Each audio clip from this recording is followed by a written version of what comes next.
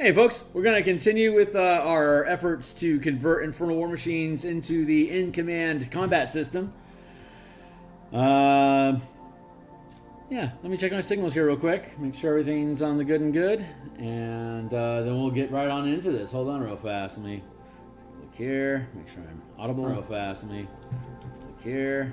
Sounds pretty audible to me, wicked, so just hitting a Twitter here real quick, and then I'll punch the Discord channels, and then we'll be good to go. As usual, the description down below has a link to a lot of my books on DMsGuild that are free to view.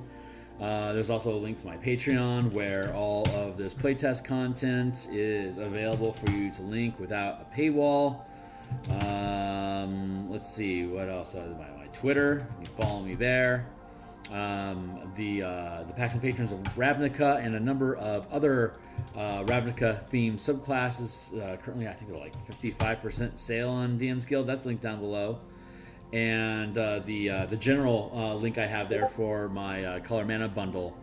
I just recently went through some significant overhauls in rebuilding the mana system, spending points, concentration, duration, tap untap mechanics. Pretty big rebalance that's been in the works for a while that I'm really proud to have completed.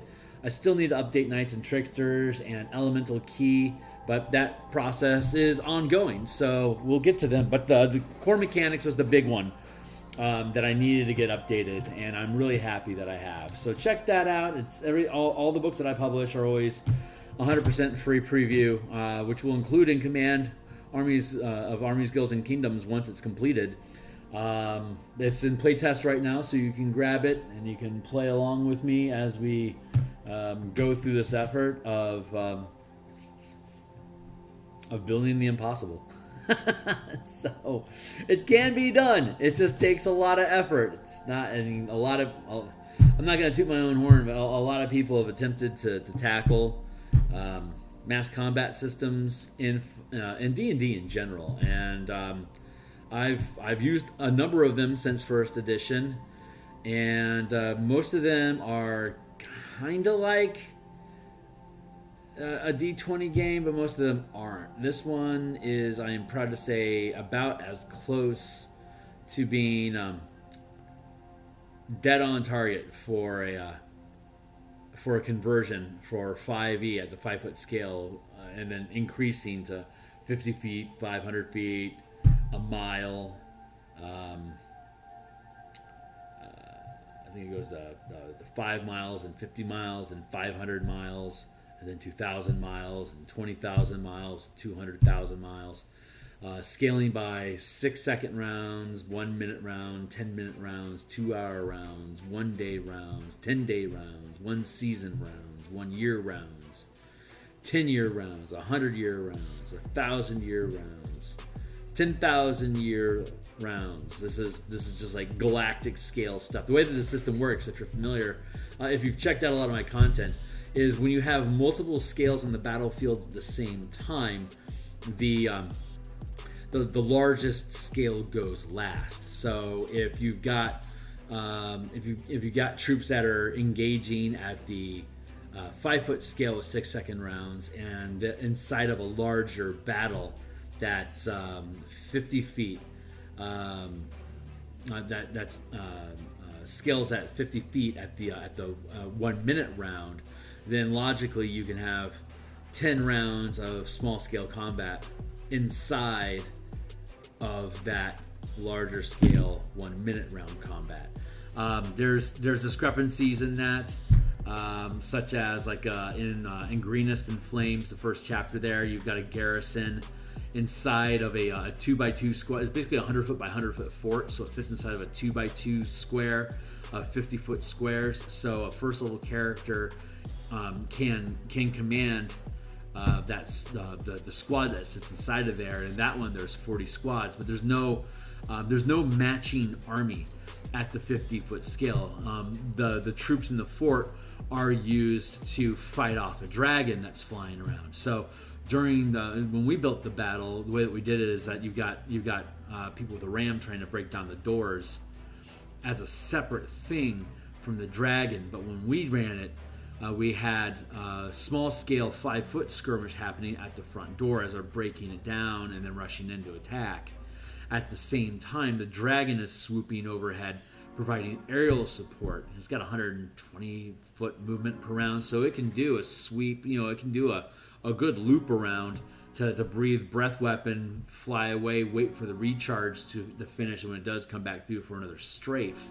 But since there's only in that battle, there's only the players have enough troops to scale up to the 50-foot scale. So that 50-foot scale troop of 40 archers is trying to harass the dragon while the dragon is trying to breath weapon and kill all of them. So each round, the dragon strafes through, eliminates like D6 or like a D10 worth of troops from the board, and then it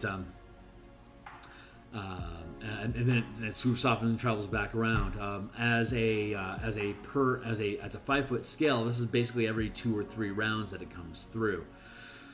Longbows happen to have a long enough range to be able to hit the dragon every round. So what they were able to do was, at the 5-foot scale, deal with the kobolds and the goblins or whatever that are coming through the door and attack them using their normal melee activity, their normal 5-foot round actions that you're used to in 5e.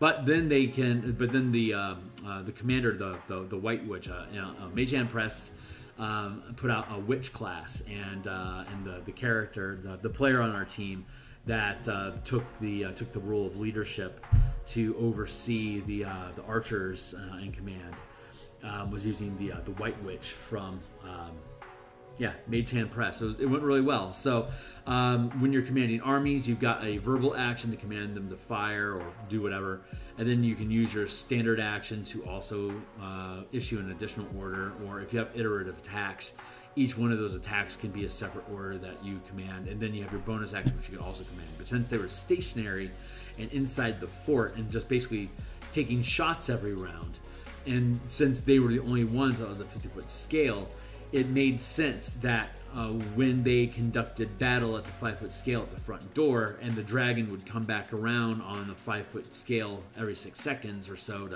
to breathe weapon on them again, it makes sense that 50-foot scale wouldn't be every 10 rounds. It would just be she'd have a verbal command to issue the archers to fire a volley of arrows at the dragon, whether it's looping around at long range and thus at disadvantage, but she was waiting for it to come back around, so she would hold action. It's like your order is to hold action when the dragon comes near to strafe. Hit it with arrows before it can get close enough to breathe weapon on you. If we can scare it off, we can keep some of us alive. So every 2 or 3 rounds, when the dragon would come back around, she would be able to use her verbal command to fire a volley of arrows, and arrows do D8 damage. It was short bows, so it's D6 damage. And at the 50-foot scale, it's times 10 because there's so many archers firing. So they would go through 40 arrows and do D6 times 10 damage, and at least 10 damage even if they missed. So the dragon got whittled down pretty strong over the course of 5 rounds. They were able to fend off the front door and use mending to fix the front gate, and brought the dragon down to 10% of its hit points, so it had to retreat. The way that the adventure is written, Horde of the Dragon Queen, first chapter, Greenness and Flames, the players basically get their asses handed to them for basically 6 hours, and then the dragon decides to leave because it's bored. But when you're using the system with this calibration and organizing your troops together to be in, when your players are in command of the situation, you can lob those arrows, and suddenly a squad of 40 archers working together under a commander's a character's command, it becomes a legitimate threat against this dragon. So it got hit a few times. It had a couple misses, but took damage anyway from just random 10 points of damage, like a few arrows hit, as opposed to like a cluster of 20 of them hit. So it did some barrel rolls, but still got clipped a couple times and got down to the point where it was legitimately, it could die. next turn if it's not lucky. So that's when it's like, I'm out of here. You guys are on your own. And at that point, they could take all the troops from the fort, roll them out into the city, village, and take on the occupying forces. And since everyone at that point was operating at the 50-foot scale, then each round of combat was a minute long. But otherwise, it was just a single icon on a 1-inch by 1-inch grid that represented 50 feet instead of 5, and the round was identical to how you would expect a normal round of second level combat to run, except that the dungeon walls were buildings instead of caves. So super smooth, real easy to operate. It was ridiculous, and all the math really syncs up nicely with the scaling and the hit points and the damage that a commander can take to keep troops alive, and it all just, man, I gotta say, Ukulele Bard has been a fantastic co-producer, because his ability to break down math and to stat out probability curves is a really good complement to my ability to find patterns and to build iterative materials. So once he was able to find math that worked right, we found that all the system scales into the psionic die that Wizard of the Coast is pretty much all but abandoned. But we're using it to be able to build out armies and troops. It's super awesome. So that's what we've been working on. That's enough preamble. Enough rambling of the preamble, right? The last thing we had to do here was pace out the weapons. Honestly, so we know that we've got the vehicles, and if a vehicle is as wide as long, fills its space entirely, equals a tank. Equals 50 feet movement. But can carry a ton of stuff. Vehicles. How do you spell vehicle? Vehicle.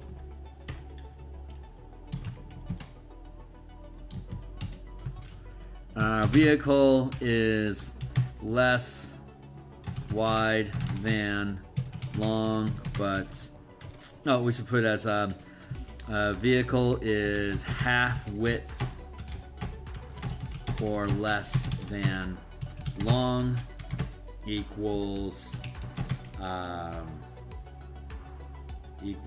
fast, equals 150 feet move per round.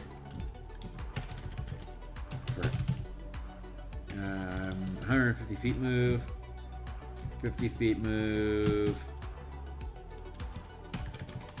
We'll go slow, and we'll go vehicle is between half and full width.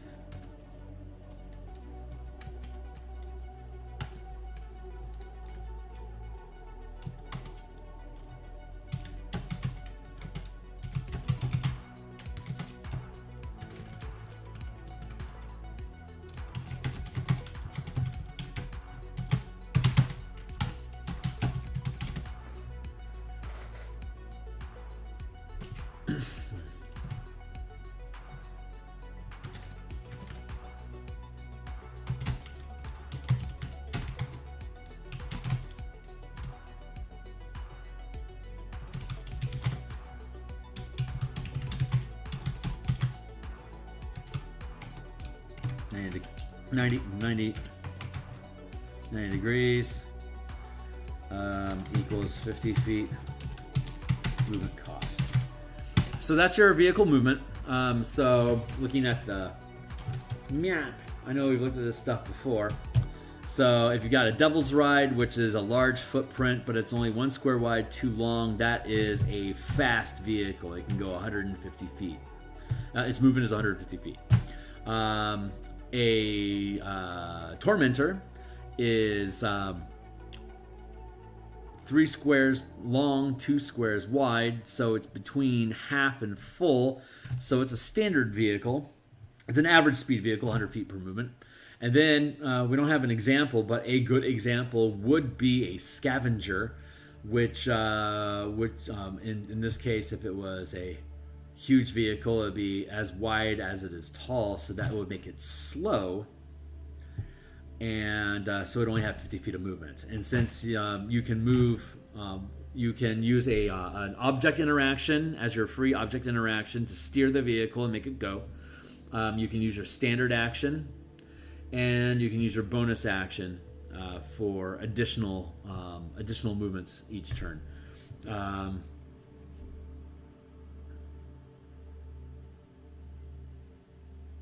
Yeah. So that's pretty straightforward. And then we have the equipment sizes, which is vehicle. So that's going to be what? Vehicle chassis.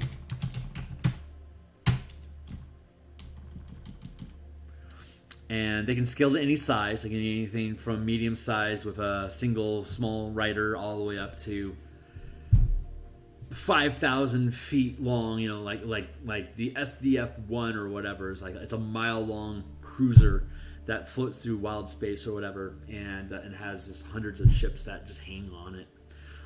That works just as easily too. It all scales the same. So let's see. A vehicle can never. Vehicle never checks morale, but requires a minimum rank to operate without disadvantage. This is a theme that we have for vehicles and siege machines, that anyone can use them, but if the equipment that you're using outranks you, then using it is at disadvantage. For example, a trebuchet is a 3rd rank siege machine. It does D8 times 10 damage, takes 5 actions to load, aim, and fire it. And if you don't have somebody who's at least 3rd rank or higher in the military industry to operate the siege machine, then your crew is going to operate at disadvantage. Of course, your character can decide to be part of the crew, and if you've got 4 other guys helping you to take actions, then, well, I guess your character can action, bonus action, you're out of actions. So you could work with a crew of 5 guys and have them be able to successfully stack up and then aim and fire per round. You know, like I said, as long as you have 5 guys, there's 5 actions that need to be performed. So it's the action economy of 4 NPCs plus a character or whoever your specialist that's doing the actual aim and fire. As long as you got 1 guy in there, he's the one that can aim it and fire it. So that allows you to roll with their level of their level of proficiency. But like a Mangonel has it's a D6 times 10 2nd rank siege machine, easier to use in a trebuchet. And then Ballista is a D4 times 10. It's only takes 1st rank. It's just a matter of just pointing and shooting. So no one ever has disadvantage using a siege machine unless they have penalties on their own. But it's so easy to use that anyone can, and the damage that it deals reflects that. On that note, I think it makes sense. What am I debating? The debate that I'm having is. There's vehicles, right? And vehicles take up space. And the 1st rank, you have a command zone of 2x2. And then 2nd rank is up to 4x4. And this is pretty much where they have you stop. Like demon grinders sit in this space. But there's no reason why you have to stop at that size, because you do a 5x5 or wait a back crawl that, and then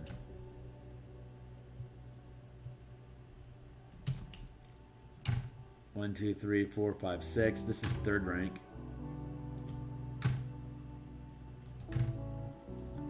which is a 30 by 30 space, which is larger than any,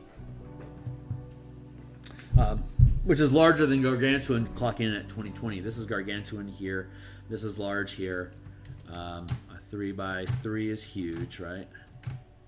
And then a 5 by 5, that's medium. So, and characters are normally not supposed to be smaller than small, so we don't really need to worry about a vehicle smaller than medium. If a vehicle is 2 times larger, then it can roll over the other one, dealing size D10 X D10 damage for crushing. X D10 X equals the face or the size of the vehicle. And this is a Demon Grinder is a 4x4. It's gargantuan size. 4x4 equals 48 is 4010. A huge size Tormentor is 3x3. It'd be 3d10. A Devil's Ride, if it were to run over a small size creature, would do 2d10 damage. It's just rollover damage, right? You've got the Helm, which is a space characters can sit in.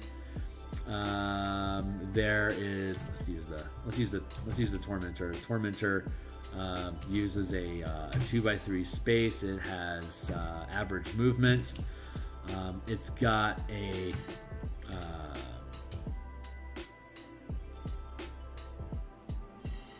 it's got a spike. It's got spikes, and the spikes are part of the wheels, so they don't actually take up any space at all. There's the helm, where the pilot uses object interaction, action, and bonus action to pilot, and sits in that space where the H is located at. There's a single harpoon flinger, which is a weapon. And the way that we have it designed currently is that weapons, if they aren't integrated weapons don't take up space on your rig. But turreted weapons or weapons that are mounted weapons that characters can station and fire provide half cover as well as deal damage. And they deal like the harpoon flinger is the only small scale weapon that exists, and it's barely able to deal. It's 10 damage. If you do more than 10 damage, the threshold, you damage vehicles. So I'm getting rid of the threshold. And the 2d8.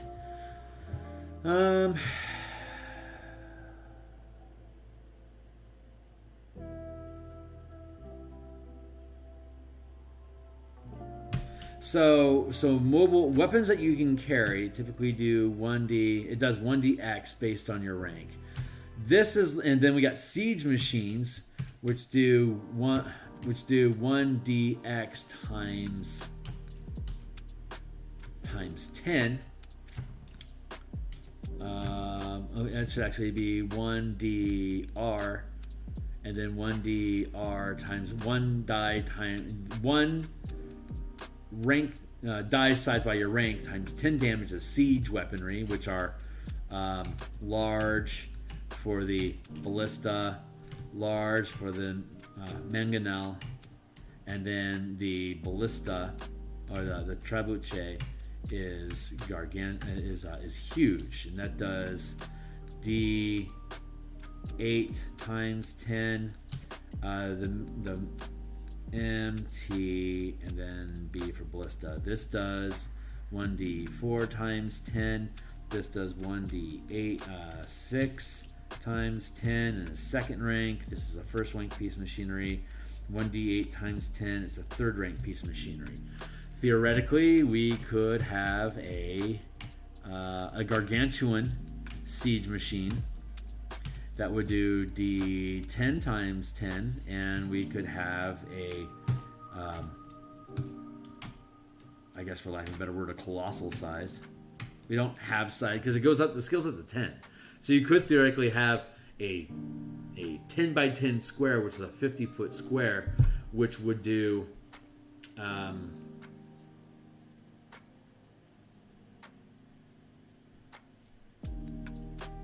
brain is breaking.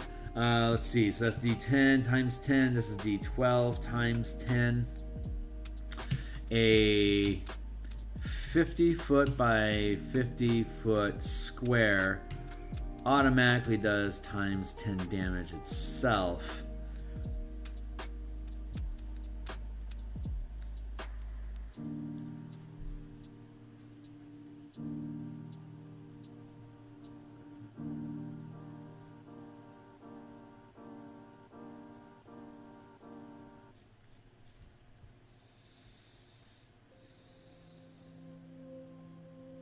I'm mathing things out. Forgive me. Because like this would be under normal circumstances, this would be like at first rank. This would be 1d4 times 10. This would be d6 times 10, d8 times 10, which are scaling the same as these things over here. But these things over here are only taking up a 10 by 10 split. Like if this is a 50-foot square here, right? And if it were a 50-foot scale piece of weaponry, it would be D4 times 10. If it's scaling the same as this weapon here, filling a 5 foot by 5 foot space at the 5 foot scale, a 50 foot by 50 foot space is a single square, would theoretically be doing D4 times 10. So what's the logic break here?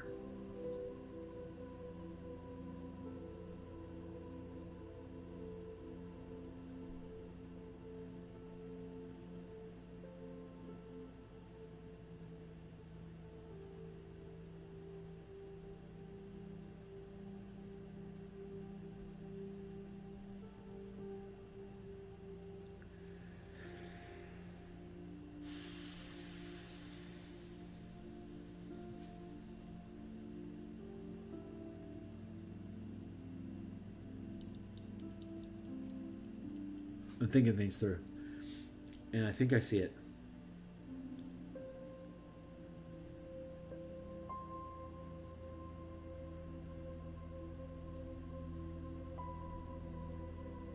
Handheld stuff is 1DR. Mounted siege machines, a larger scale, do times 10 times equals 1D rank times 10 damage, as opposed to 1D rank times 1 damage.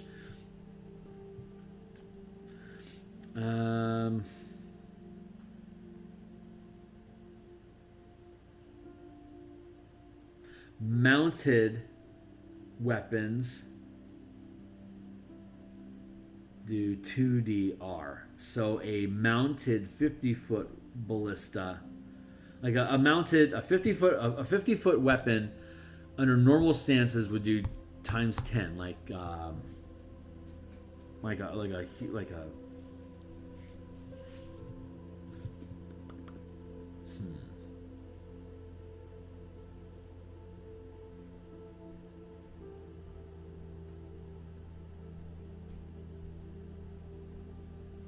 Okay, so it would be here at the 50-foot scale. It's a mounted weapon, so I do 2DR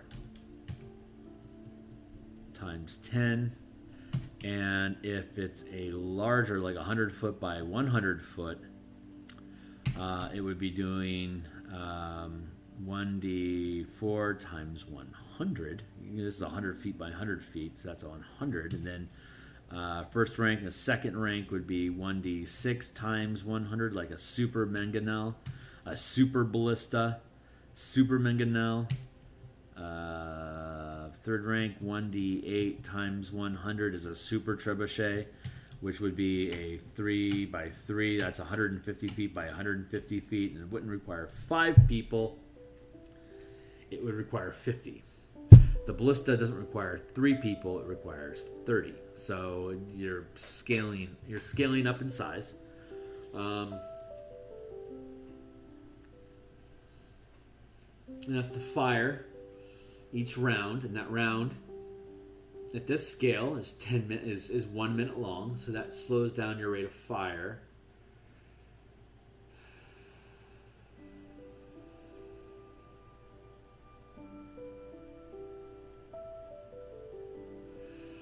Yeah, this makes sense. A sword doesn't take up nearly as much space as a mounted harpoon launcher.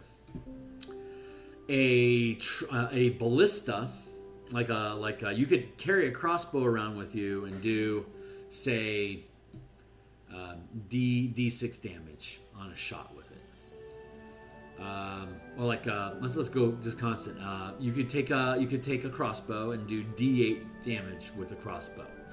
You could take a mounted harpoon flinger, which is a space between crossbow and ballista, and it would do 2d8 damage, or 2dr. It'd do 2d8 damage. And then the ballista would do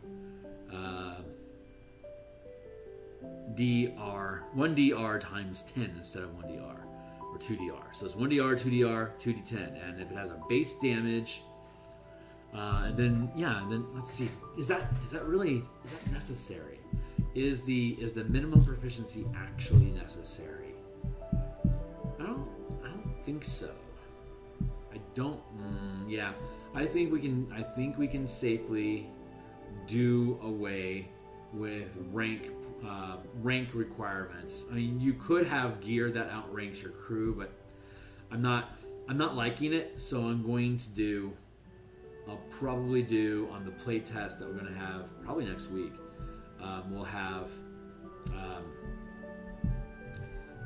playtest. We'll probably do one session with rank, with equipment outranking characters, and then we'll do another one without taking that into account at all. I might just not take that into account at all. It would certainly be simpler to not worry about having a rank qualifier to use a piece of machinery without disadvantage, but at the same time,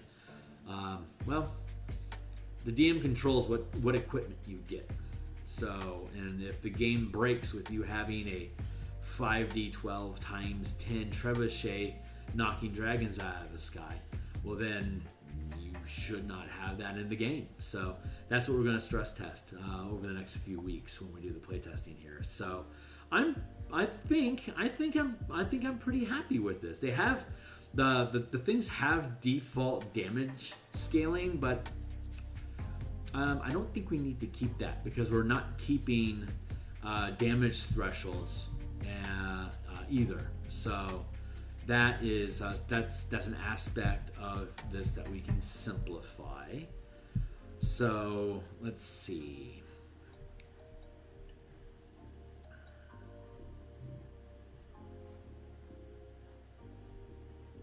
Yeah, mounted weapons. If you have a weapon, like if you've got a devil's ride, you've got two squares, right? You got one square, which is the helm, which is where the pilot is at, operating the bike.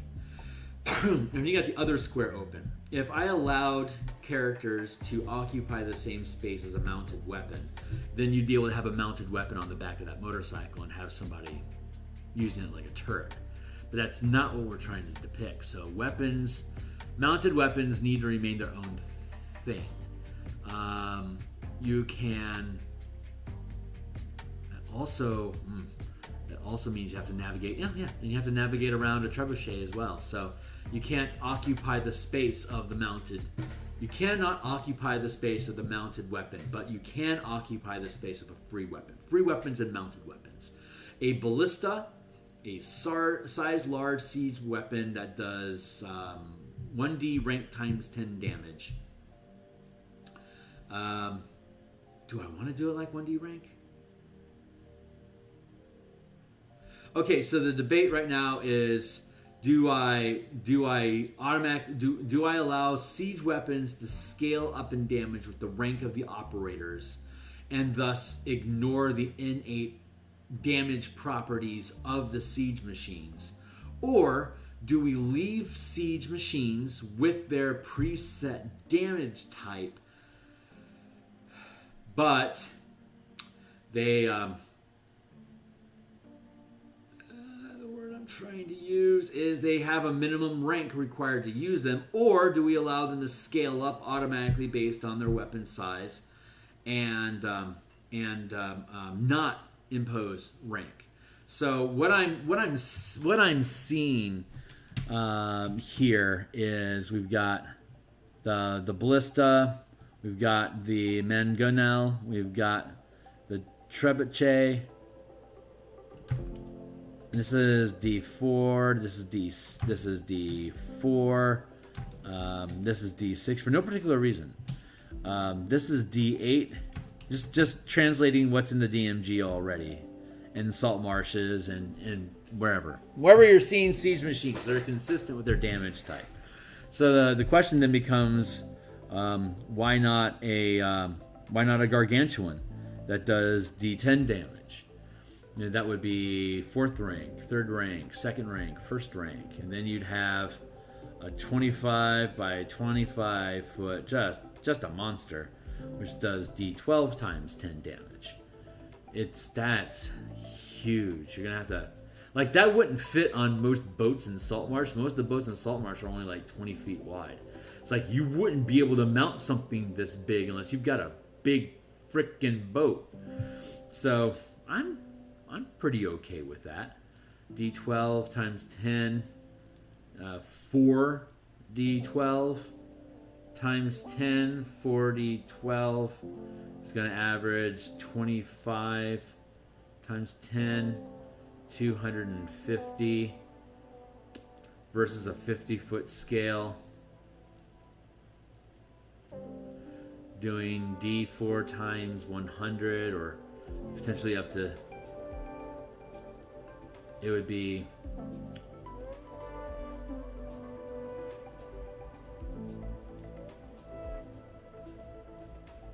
what, 2d12 times 10 as opposed to 4d12 times 10. I'm trying to math out if there's, sorry, I'm thinking out loud at you. So if we have the huge size weapon that's going to do d12 times 10 damage,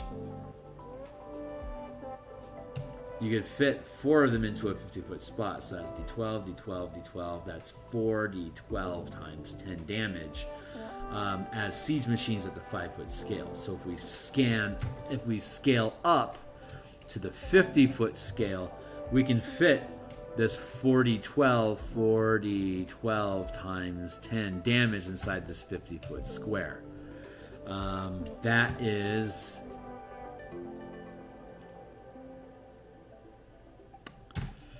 But if we translated it to the same mechanics that we have here,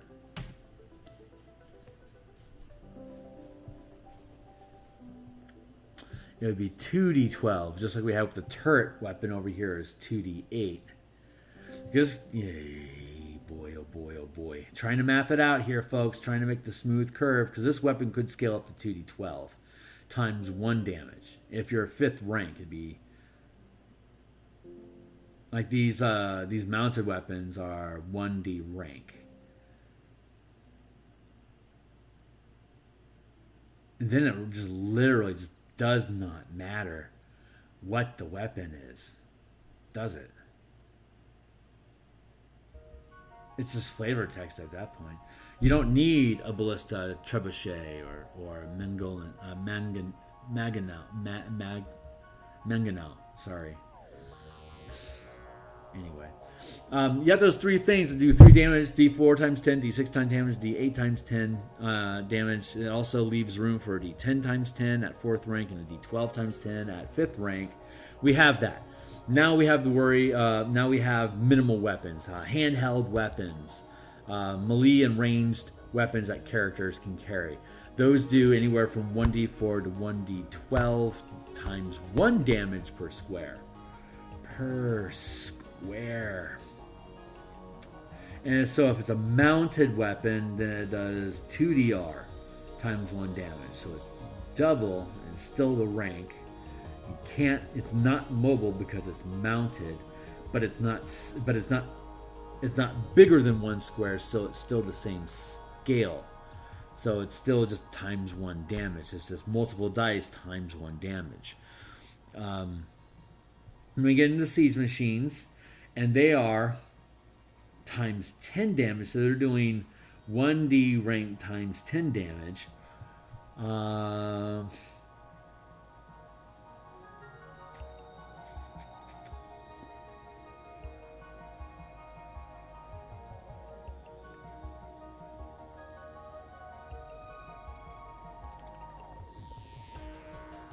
so if this doing 1d8 times 10 damage were to sit inside here, it'd be a space like that. And there'd still be a ton of room to run around, but it would be there. That'd be 1d8 times 10. This is also 1d8 times 10. So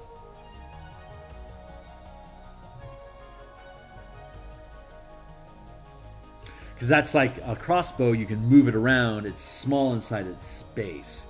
If you took another, and then you had a mounted, if you had a mounted weapon at the 50-foot scale, this would be 2dr times 10. 1dr times 10. And then if you've got a 50-foot, like this is like a super ballista, does 1d4 times 100, like we were talking about. And then you've got another one which is d6 times 100, and then you've got the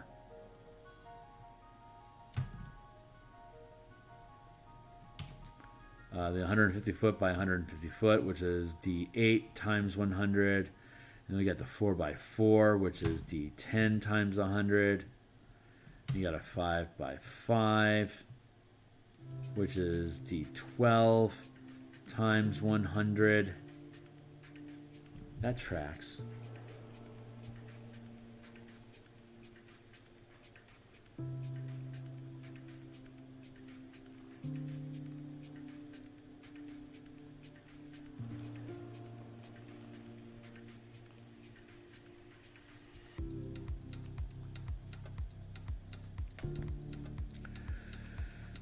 I think I don't think flavor's free. I can describe the weapons. They can do different things. Well, so the mangonel and trebuchet have ranges, and they don't have close range. They have more range than the ballista, but they can't fire. They have arc, so they can't point. They have indirect fire, so they can't do a line attack. The crossbow has point blank fire capability. It has a line attack capability. It does not have arc. So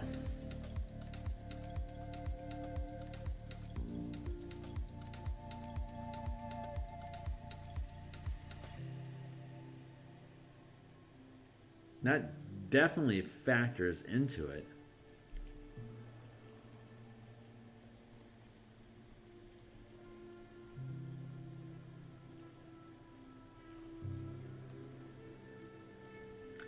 Well, it'd be large, huge gargantuan, like D4, D6, D8, D10, D12. That's kind of weird and stilted, but it's how the DMG is doing it.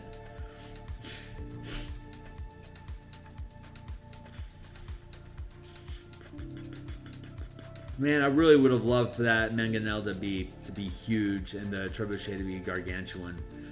That would have just made a lot. It would have just made a lot more sense.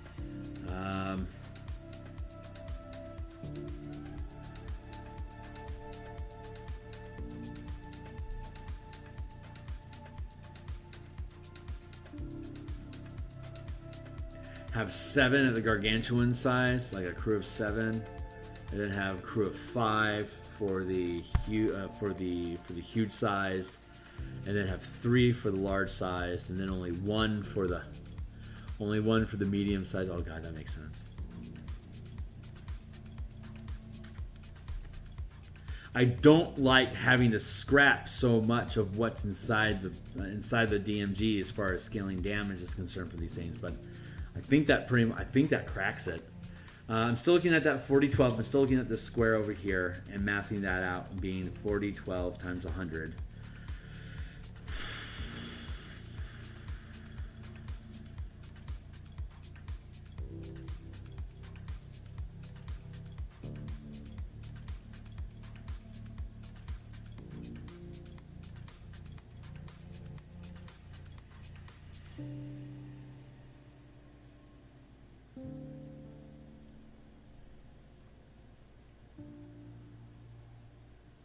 That's 1d12 times 10, and then you scale up as 1d12 times 100.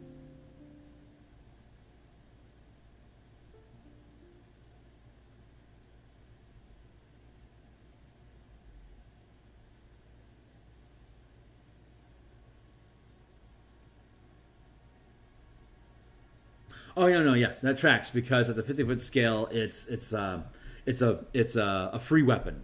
So the D12 times 10 damage here at 25 feet, 25 feet by 25 feet at the 5-foot scale, it would still be a D12 times 10 here at the 50-foot scale. It's just that it's a free weapon.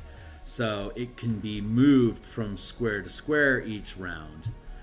You can potentially fit multiple in the same square. Let's just say no, because you can only fit one guy with a crossbow bolt into a 5-foot square. So let's just assume that you can only put one super ballista.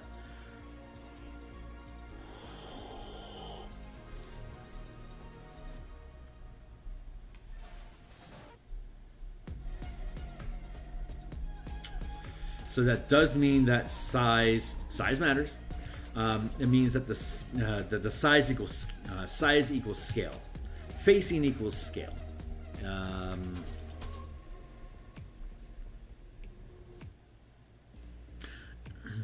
That makes sense because you don't have to control them in morale; they're automatically going to work for you. You just got to put in the work and do the thing.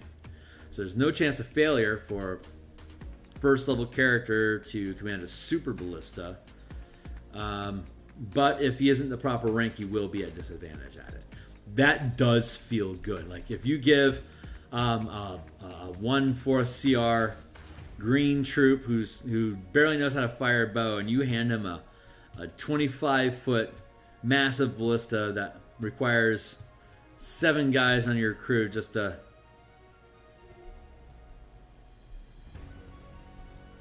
12. Do I want to go beyond Gargantuan? 10. And then Gargantuan. I could go large, huge. And that's all we have. So we can either go large, huge, Gargantuan. Excuse me. Or we could do large, huge, Gargantuan, and then colossal. I was just calling 5x5 colossal. It's not actually colossal. Excuse me.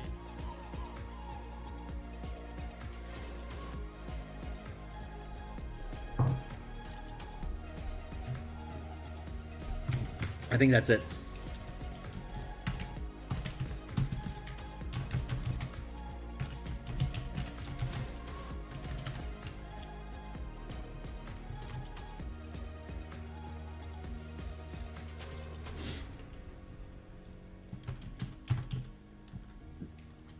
Let's go with ally rank 1, 2, 3, 4, 5. If it's a free held weapon, it's 1d4, 2d, 1d6, 1d8, 1d10, 1d12.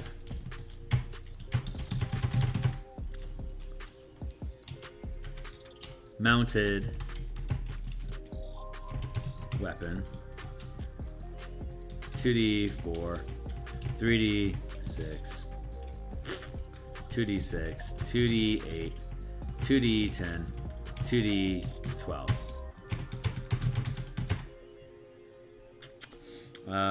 Siege,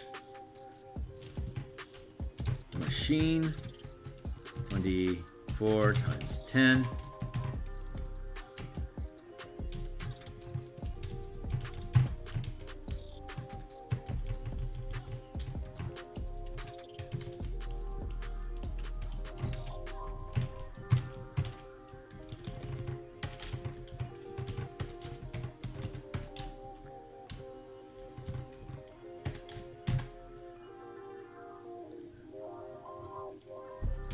Okay, so that's our weapons. Free held are like swords and crossbows. Mounted weapons are like the harpoon flinger, the turret things. And you got siege machines, D4, D6, D8, D10, D12 times 10.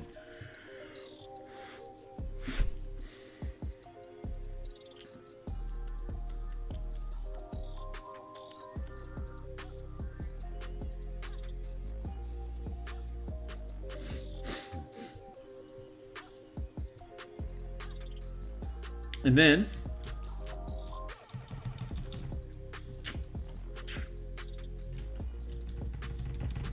go 5-foot scale.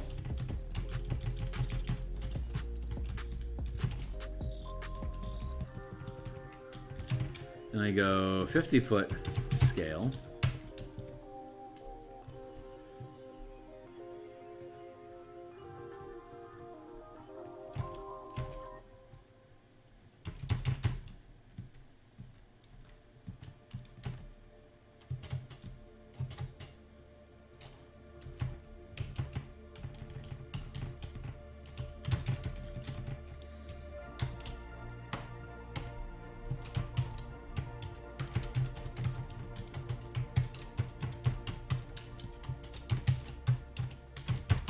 Three.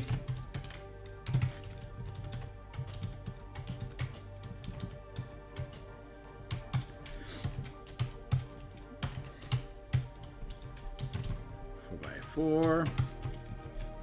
Yeah, 5 by 5. Let's just do that.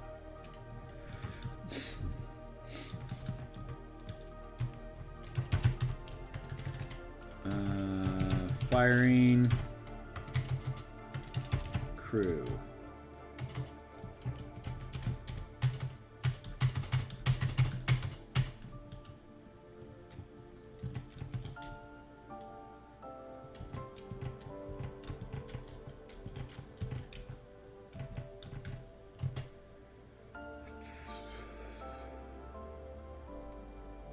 And then one by one, it only takes one.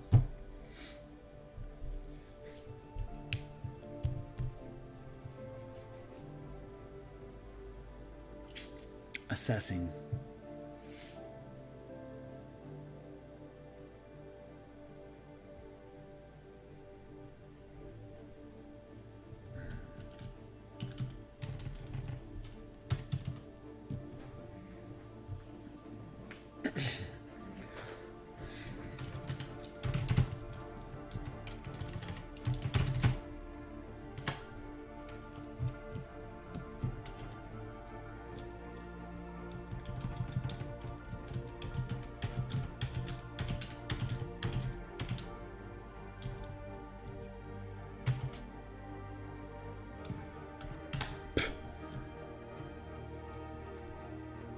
Where's my mouse? There it is.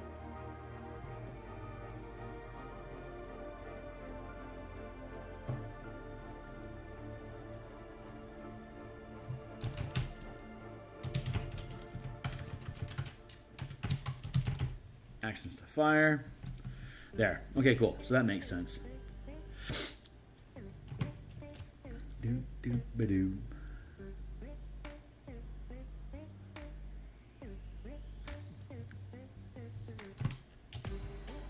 And at the 50-foot scale, it's going to be times 10, times 10, times 10, times 10, times 10, times 10, times 10, times 10, times 10, times 10.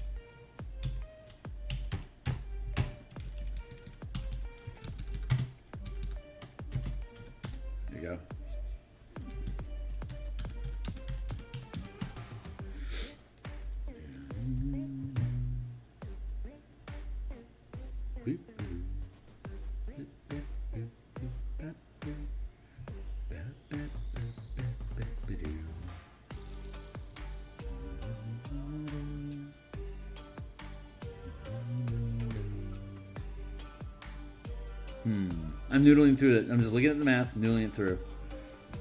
So far, we're doing really freaking efficient.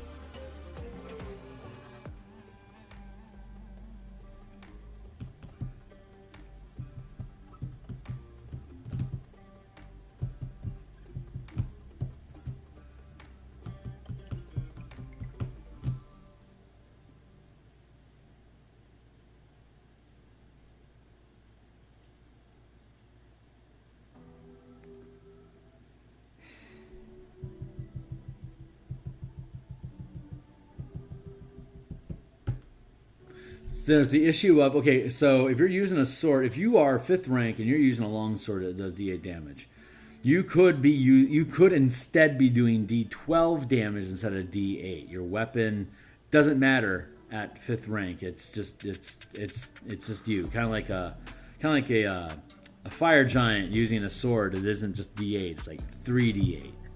It's like that. So it's kind of got that same feeling to it.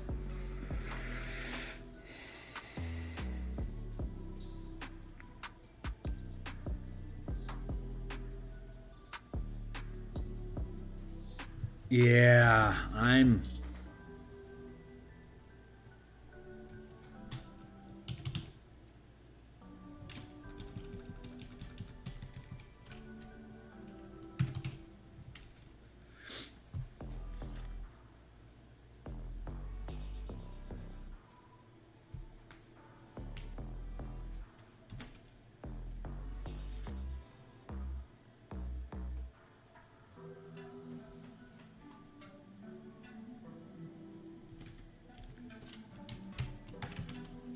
Yeah, that's gonna work. All that math pans out. The minimum rank is the rank that you need to be able to operate the weapon at its listed proficiency. It also happens to be the minimum rank needed to use that weaponry without disadvantage. So, and if you are of an equal rank, you can use these weapons without disadvantage. If the weapon outranks the ally, then the attack roll is at disadvantage. There you go.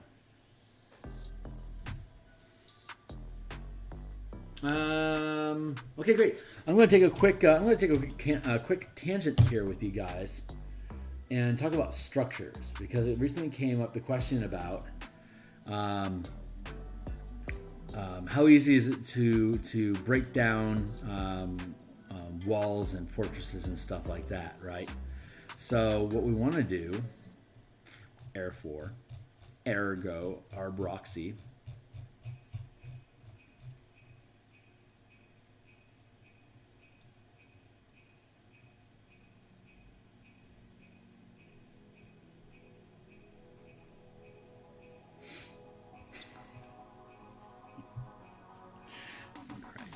all right, so what I'm snickering to myself about right now is the Zariel's War Machine, right? If we're using this scaling system, right, with the auto damage that you deal, the Zariel's ship is a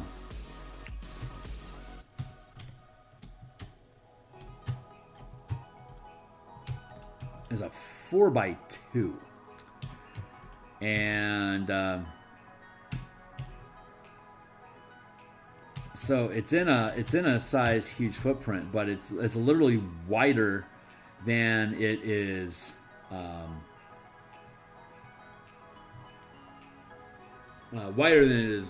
long. So that means it is slow, which means it moves 50 feet per round. Move is 50 feet at the 5-foot scale, or 500 feet at the 50-foot scale. It just curves like that, right?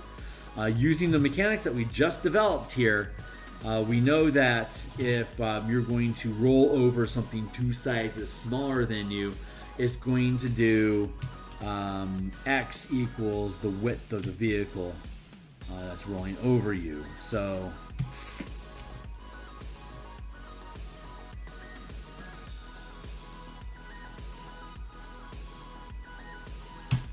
yeah, so that's going to be 4D. We had marking down as 40 tens, right? So at the 50 at the like a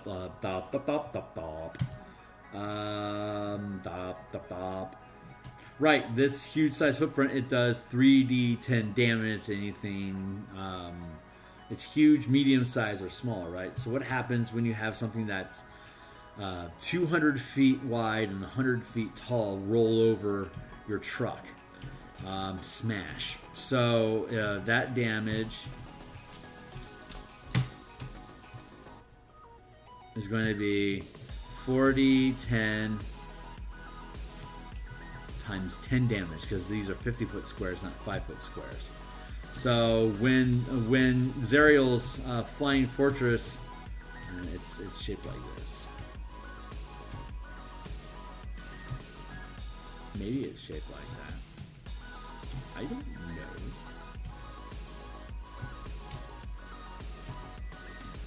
Right. So if you're flying, so if this flying fortress, it's like this, but it's just like like a giant blade, and that blade can just scrape along the ground. So if you got a little truck here, you're like pew pew pew. It's like ping ping ping. Who cares? And then Zariel's fortress just goes.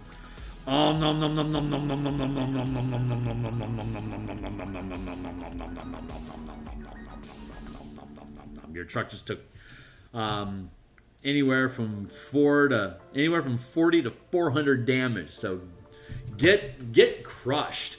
Basically, anything in that square is just basically going to just get decimated.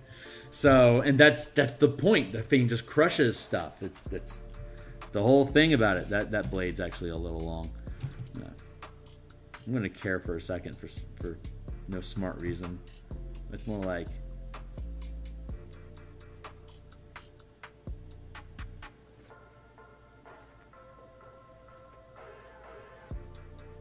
it's actually more like that. 100, 200, 300. Yeah, it's more like this. What a ridiculous ship. Whatever, guys. Anyway, well, that's what they gave us, so we're gonna have to use it. Man, oh man. Sometimes I wonder. Like, they don't want you to fight this thing at all, but you totally can. So it's a 4x4 space, so it's gonna be 4DR times 100 hit points is at the 50-foot scale. And Zariel is 4th rank, so it's going to have 40 10 times let me verify that.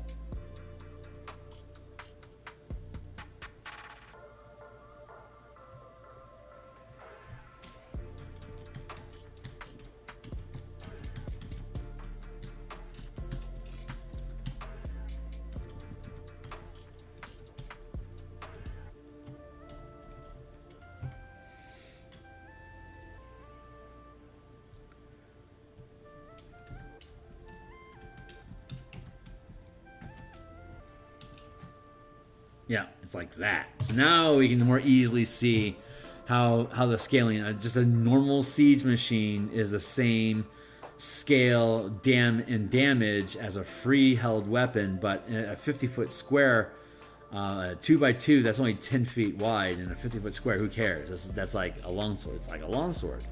As opposed to like a D12 times 10, 5x5, that's like a great sword. It eats up a lot of space. It's like a two-handed sword, right? So it's 2d6, but we're simplifying it here to d12, and that's times 10. So that's all actually pans out pretty freaking sweet. I'm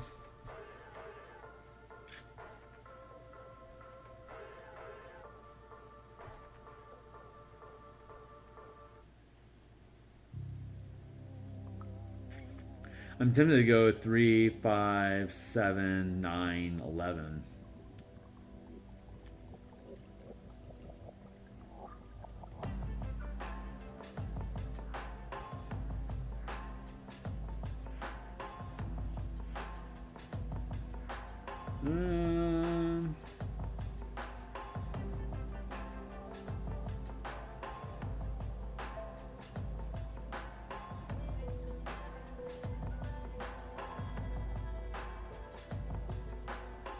I go 2, 2, 3, 3, 4, 4.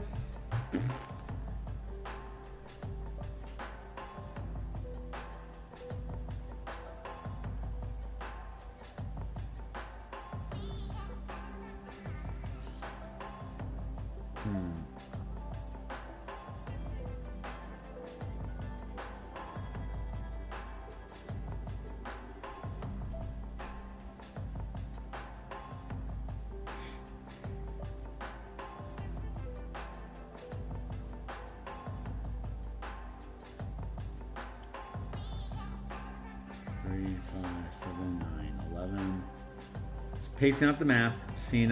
Right now, I'm wondering if you should be able to occupy the same space as a siege machine. Like the 100-foot scale, it gets ridiculous.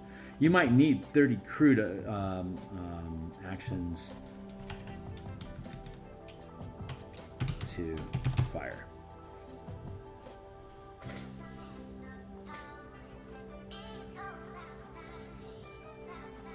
I think that makes sense.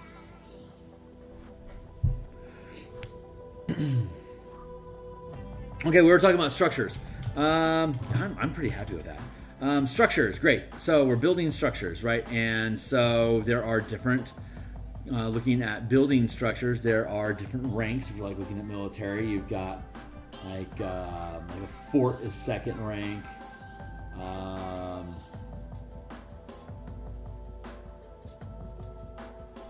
You've got a keep, which is third rank, and then you've got a castle, which is fourth rank. And it doesn't go. Yeah, that's right. And they only go up to fourth rank. But you could theoretically have. So if you want to make, like, say, if you want to make a shipyard or a war castle or just a castle, war college or a castle. If you want to make these things, they're fourth rank, which means you need to have a fourth rank organization make it to not be at disadvantage and to be able to have the proper supply chain, yada yada, and be able to construct something like that. But it could theoretically be made by a fifth rank organization, which would theoretically make it better than the fourth rank organization that's building that fort. So the idea here is that the rank of the structure is going to be equal to the number of hit points per square. So if it's a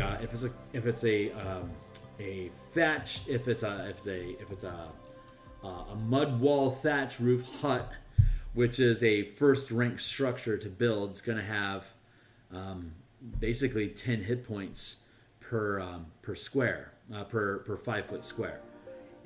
So at 50 feet, it would have 100 hit points. If at the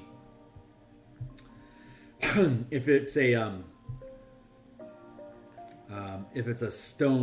a reinforced stone fortress wall, it's going to have 50 hit points per 5 foot square, or 500 hit points per 50 foot square.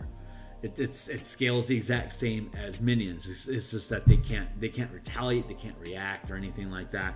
And if you are manning the walls and the walls are being attacked directly, you can use your reactions to either reduce the damage by like deflecting the attack to gain resistance to that attack, which we already allow, and then you also have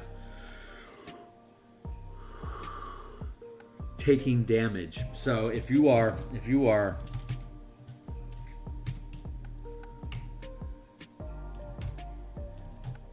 in a fort, right? You got a 5 foot wall on your fort. And you got guys here that are manning it, and like you're here. This wall could be considered to be part of your squad, and you're in that squad with it. So you would be able to, in this case, it's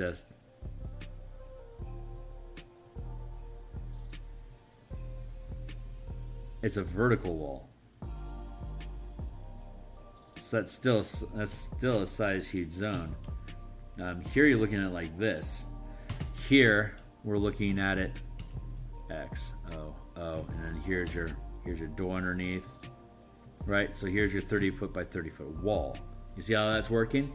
So it's still in zone. If you had like a 60-foot wall, you're here and you're X, and then you got O and O. You know, you got your whatever they call those things. I forgot what they call them. The little blockade things. But if you're only, well, first rank would have a 10-foot reach, and then 40 feet, 20 feet would be second rank. This would be a 60-foot, a 30-foot tall wall is third rank.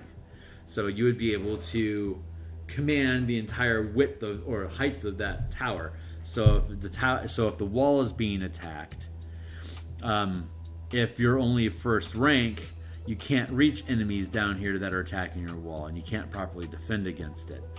If you're third rank, your squad is 6x6, so it's big enough for you to incorporate that entire wall. So you would be able to take hits for that wall, just like you would if you had a 6x6 squad and of people that were being attacked. The commander of that squad would be able to take a hit and take the damage instead of the crew, so you don't have to sacrifice anybody, you don't have to sacrifice any wall space. And again, the amount of hit points per 5-foot square times 10 HP equals 1, 2, 3, 4, 5 rank. Fifth rank is 50 hit points per square. 40 is 40.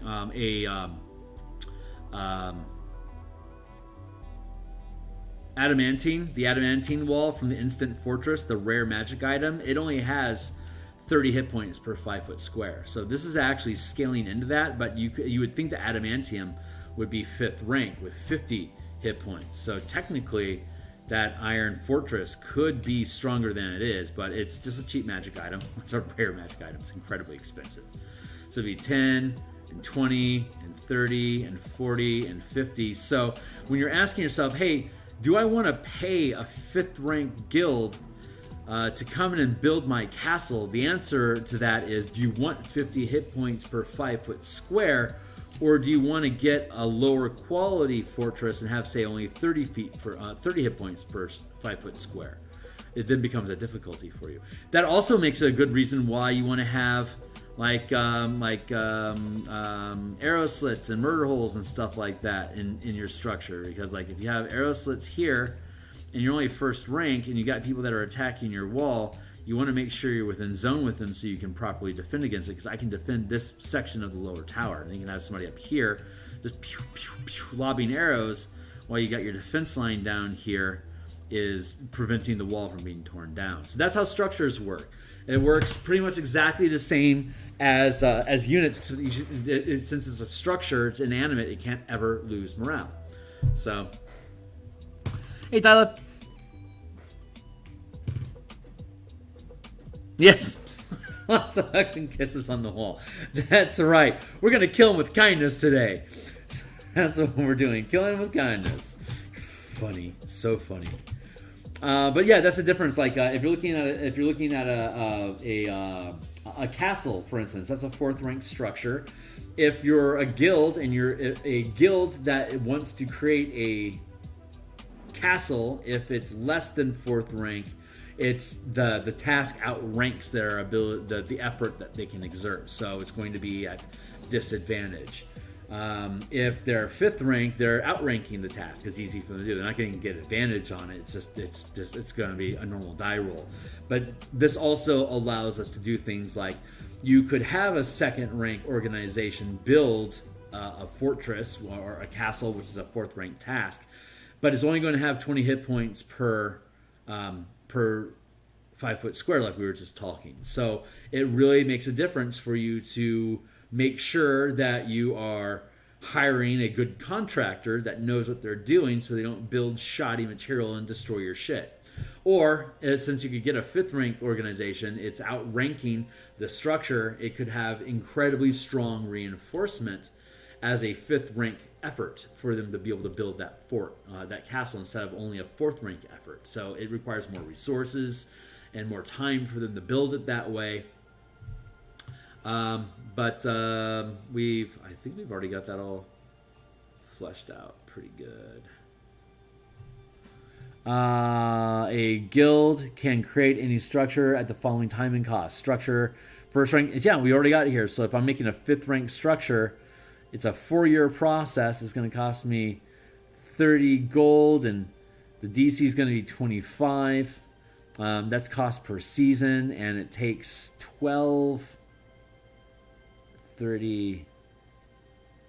16 seasons to complete it.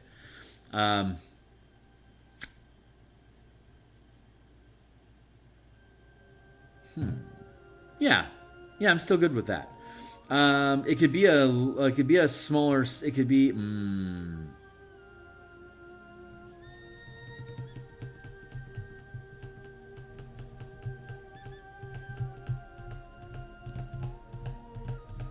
4 years is 16 seasons. 1 year is 4 seasons, and the rest of them are 1 season each.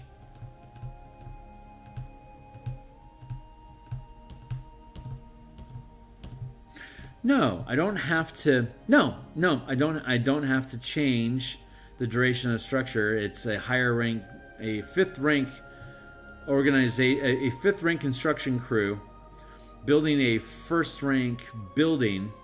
Still only needs 1 season, but instead may require 30k instead of 1500 to build it as a 5th rank. Okay, yeah, that makes sense. So I'm going to come in here and here.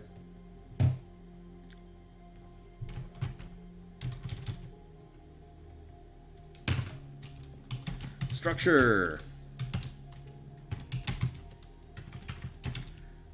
Rank, HP per 5 feet.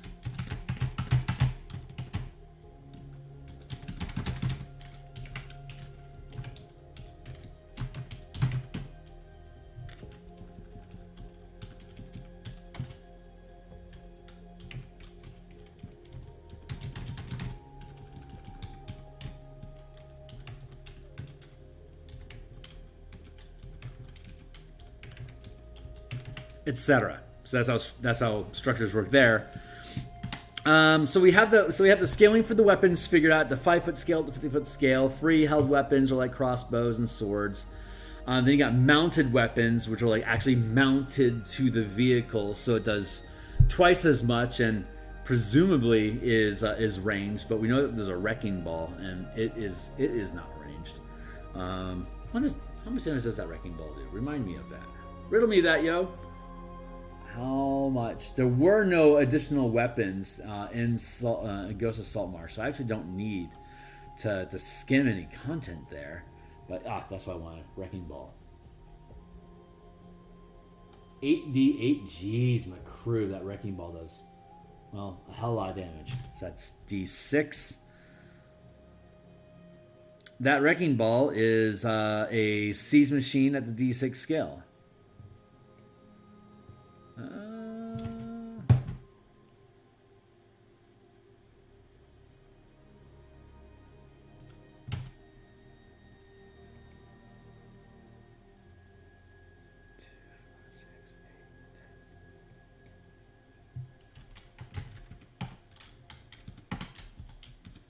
Screw you. I'm going my own way.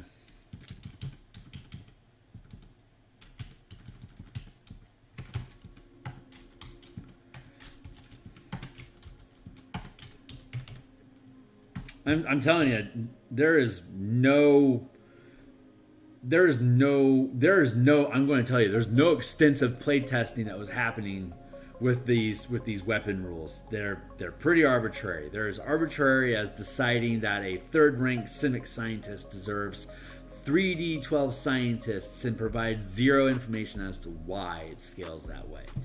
It's just the ballista, the Mengonel,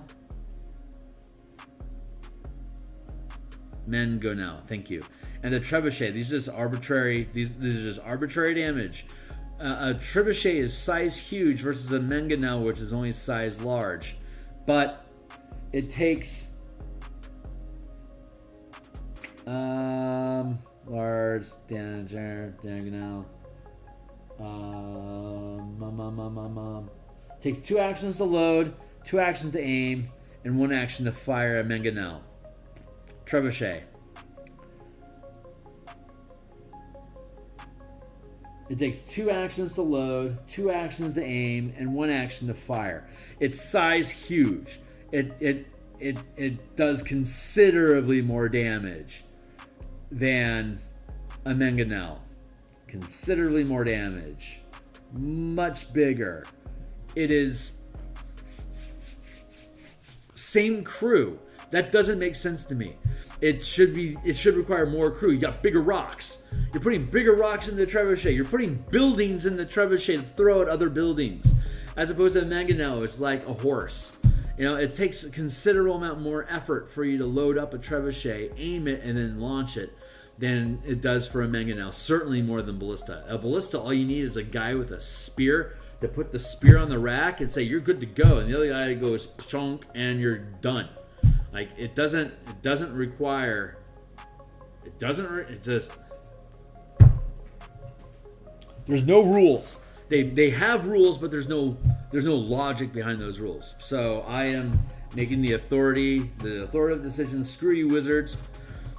You're drunk. Go home. Let the professionals do it. So here we are. Here we are doing it. So yeah, actions to fire. I got one guy that's loading it, another guy. There is load, there's aim, there's fire. You've got an argument for that. So that'd be 3, 5, 7, 9, 11. Well, I mean, 11 fits in the footprint. And this would be 5. This would be 250 by 250 feet. So there's certainly space there. Yeah, let's do that.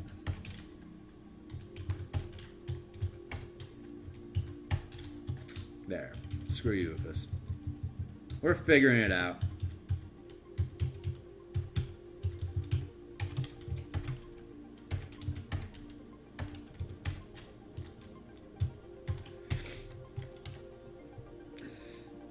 Do I like that? I don't know if I do or not.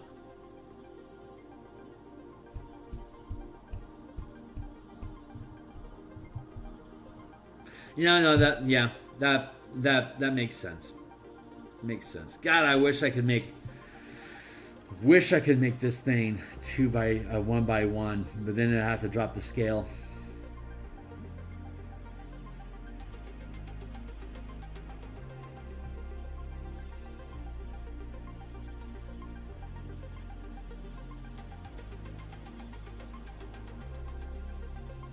Maybe 3, 5, 5, 7, 7.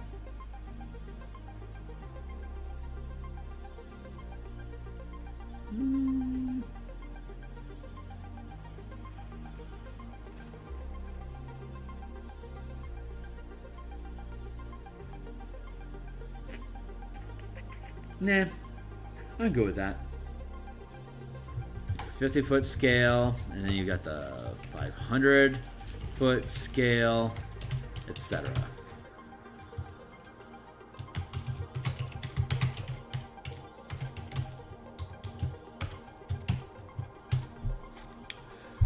Whew, doggy. Okay, so weapons, those are resolved. Structure, that's resolved. Movement for the vehicle. Vehicles never check morale, but require a minimum rank to operate without disadvantage. We are still resolving that.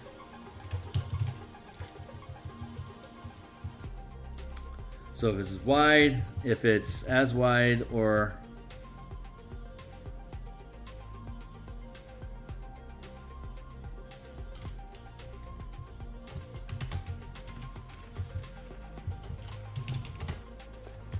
yeah, so if it's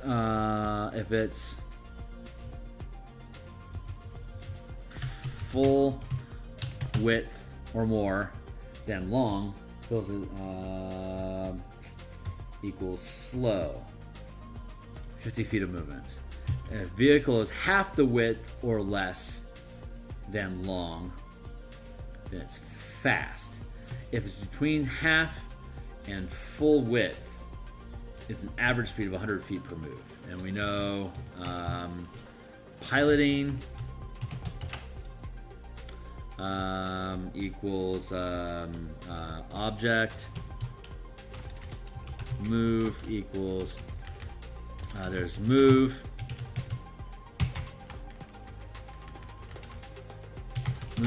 or move, dodge, disengage. Move, dodge, disengage. Actions.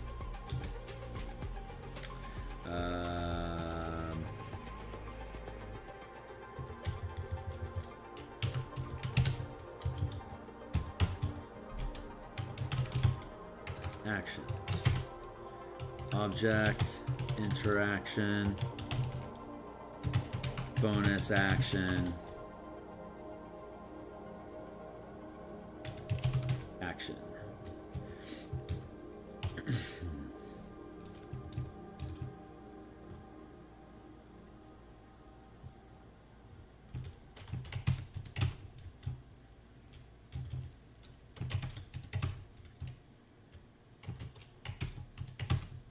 You don't get iterative attacks on your. If you're using the attack, you don't use the attack action when you're piloting. You're using the object, an object interaction, or a piloting action. So you don't get your iterative attacks that take more movement.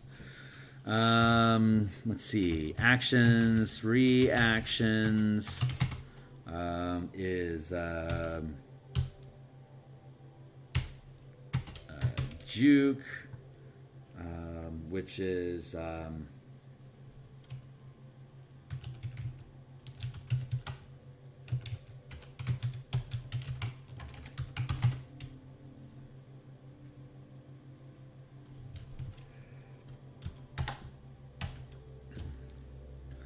it's resistance versus the versus one attack.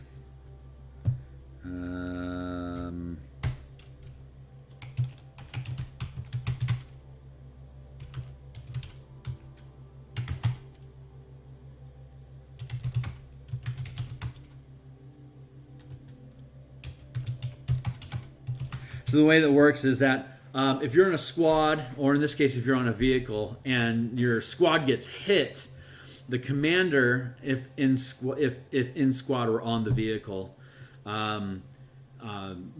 you're rank 1 to 5. Level 1 to 4 is first rank, 5 to 8 is second rank, blah, up to 17 to 20 is fifth rank.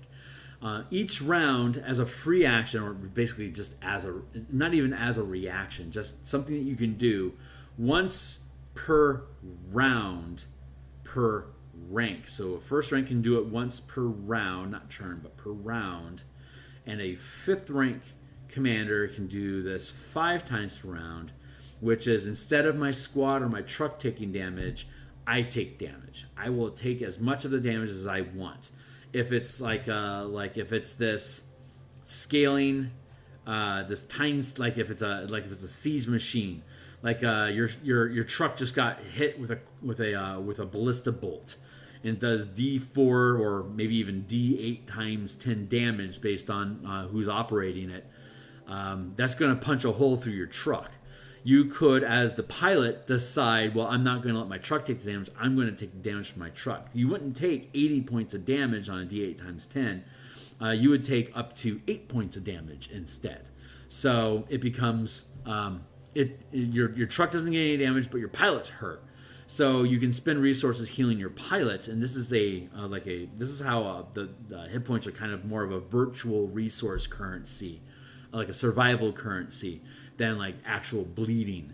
In this case, it's you're spending grit, blood, luck, and sweat to get your truck from getting just completely knocked over by a wrecking ball, right? So that's the thought process behind that. I'm going to actually 8d8 is 60. I'm actually gonna go.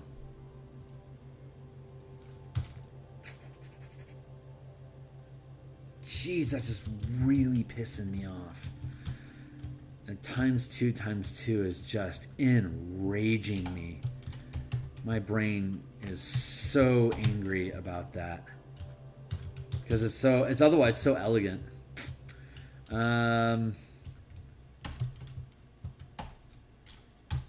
There. We'll do that. Fine.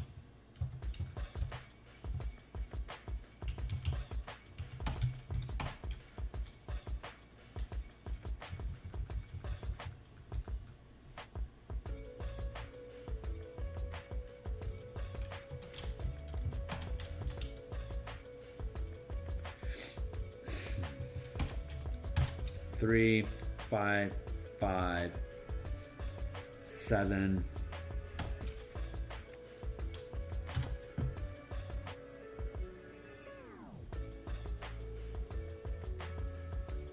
Boy, oh boy, that's just. I'm not totally happy.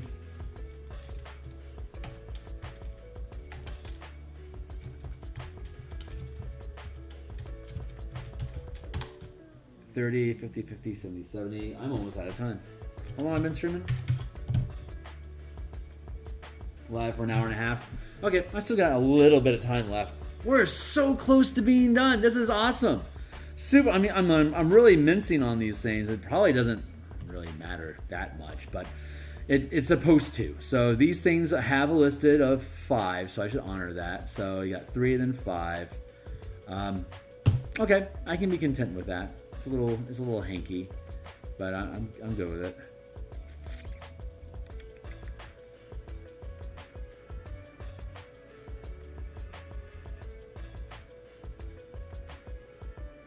No, that works. 3, 5, and then 5, 7. No, yeah.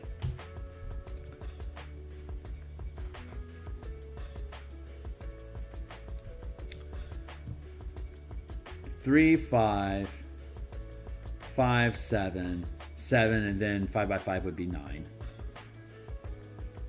2, 2, 3, 3, 4, 4. There we go.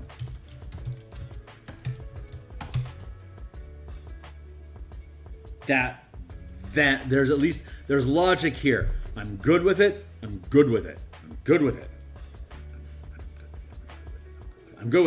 Okay. Cool. So this all tracks. I'm happy with that. Structures, we know how much that does. Piloting, command options, to take damage 1 per rank per round. Single dice. Drop. Multiplier. Scaling. Multiplier. That's the normal rules that are already up in the playtest rules above. If you're second rank, twice per round you can take damage for your squad. There you go. And you could always use your reaction to gain resistance to an attack as well. So you could theoretically do, mitigate, and then reaction to reduce. But you might want to use your reaction to juke or opportunity attack when someone tries to pull away from you. I'm calling. Okay, so there's turning right. I mean, literally turning right. That would be this. Yeah, turning right. There's literally turning right, but then there's drifting. Like when you're driving, right, and you turn, like you're going like this. You're not like doing a hard turn. You're just drifting around, like trying to get closer and further away from something. This eats up 5 foot, 5 foot, 5 foot, 5 foot, 5 foot, 5 foot to do that. And so I'm calling that drift. If you're drifting away, it provokes attacks of opportunity. If you're doing a hard turn, that also provokes attacks of opportunity. You can only make that's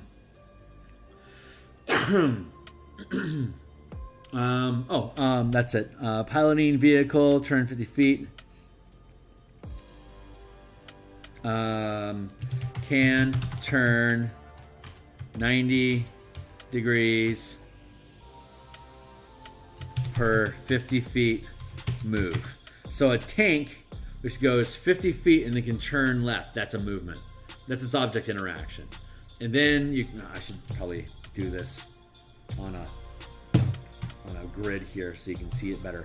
If we're working with a tank, right, the tank can go 50 foot in a movement and then end up turning this way. That's 1 move. And then it can move 50 feet and turn again. That's 2 moves. And then it's got it's got its object interaction, then it's got its bonus action, and then you got your action. So 1, 2, 3. And in that full action, in your full action kind of that round, you can turn your tank around, right? If you are in a standard speed, and you can do 50 feet, you could do 50 turn. That's 1 movement. That's your object interaction. And then you can object interaction, your bonus action, and then deep, your full action. So you could turn around and go back 150 feet. If you are I guess you could theoretically, if you're in your tank, right, you could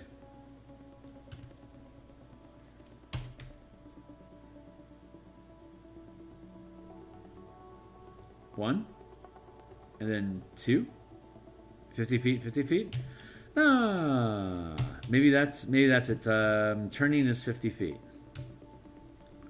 So a standard bud, here we go. 50 feet, then turn, that's 1 move. 50 feet and move, that's 2 turns. And then one more, there you go, as opposed to a tank, which would be 1 move, 2 moves, 3 moves, still going that way.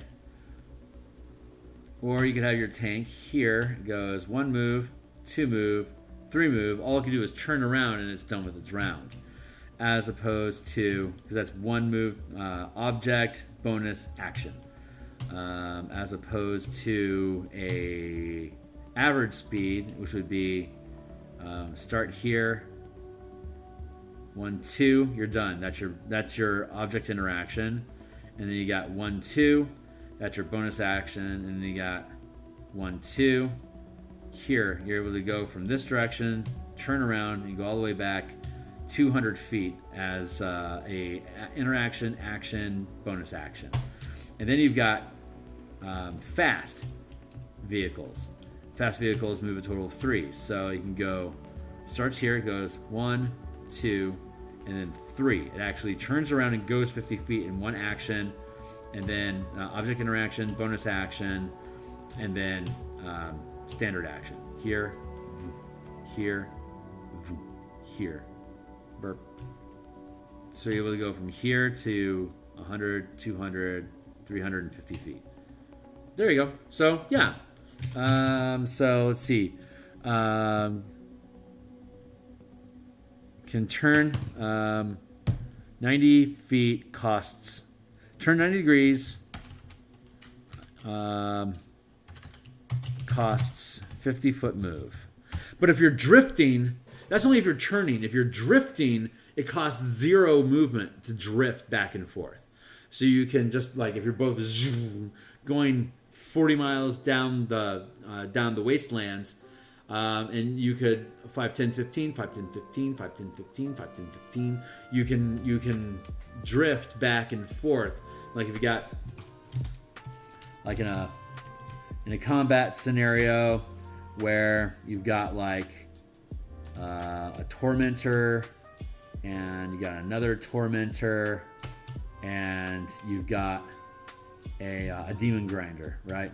So let's go here. It's the demon grinder.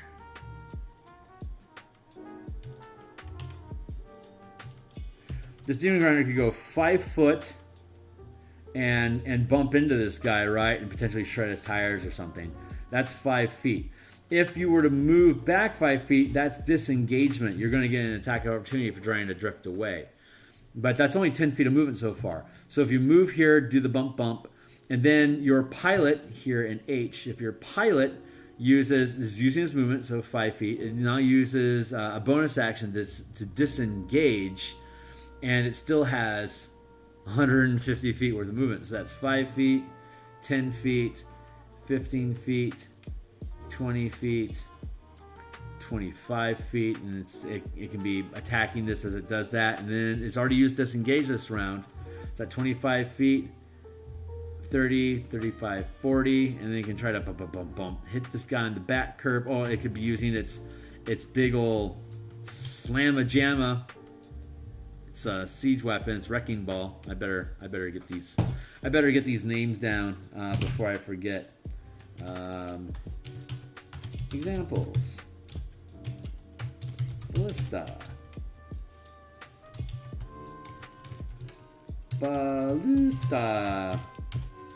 Mangonel.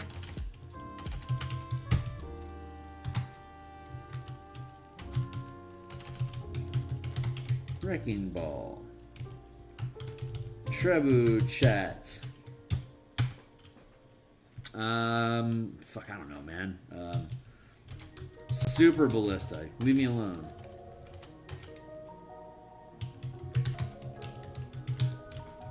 Super ballista.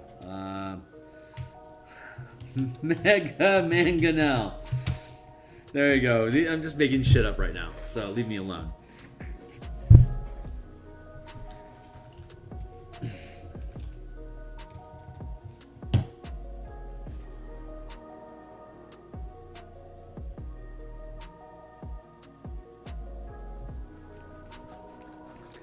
I'm happy with that. The only thing we haven't talked about at this point, the only thing that's left to talk about is damage vehicle hit points, and the vehicle hit points.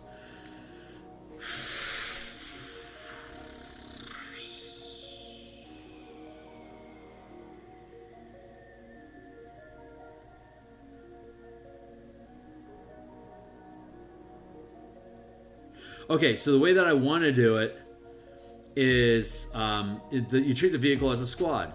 A demon grinder, a 3x3, is rank times it's rank times 10 times 3 because it's 3x3 3. So it would have 30 hit points per rank. Is the number of hit points it would have. If you're a first rank character and you are driving a demon grinder, a tormentor, size huge, it would be 30 hit points. If it's a demon grinder, it'd be 40 hit points. A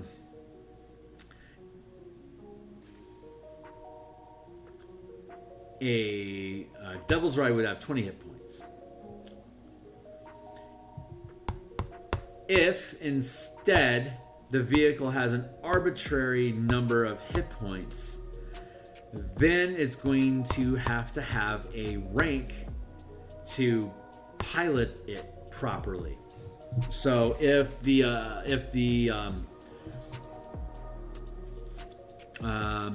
Devil's Ride would stay first rank because it literally has 90. I think it literally has 90 hit points. Let's go back and look at that again real quick.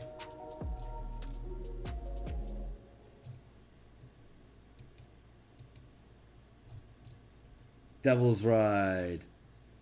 Yeah, literally 30 hit points, right? And you can mitigate some of that, and you can use jukes to do juke.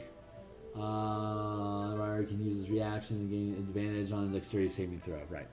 So ours is better to gain resistance to the attack that you're juking. Says I. I think that's better. So we're going with that.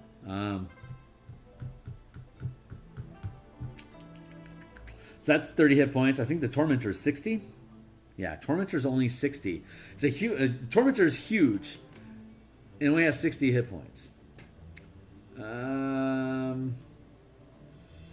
Meanwhile, the Demon Grinder is gargantuan and has 200 hit points. So it jumps from 60 hit points to 200 hit points. And down here, the Scavenger has 150 hit points. So if this is a... yeah, there's... Again, no internal logic. They're just making up numbers because they just think those are numbers they should have. They don't have any math backing them up on that. There's no math that goes into a Tormentor having 60 hit points. It's like, you know, it's like the wild dog of trucks. So let's build some structure.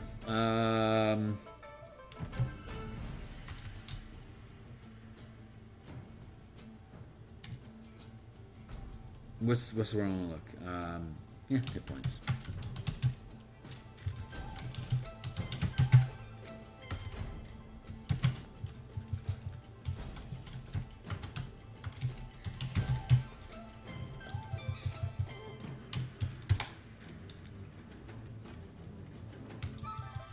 Oh, that makes sense. It's got the chassis thing. Okay, cool. So, hit points.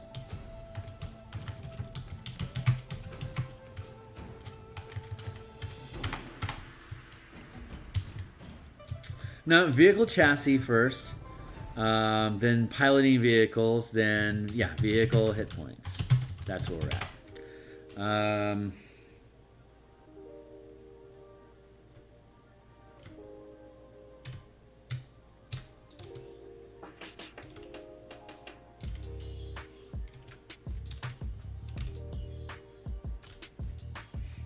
Like Zerial's Flying Fortress being a 4x4, granted it's 200 feet by 100 feet, so I mean, but it's still a 50-foot scale. It's still a 4x2, so it still sits inside of a 4x4 space, which means at the 50-foot scale, it only takes a minimum of a second-rank creature to be able to pilot that thing.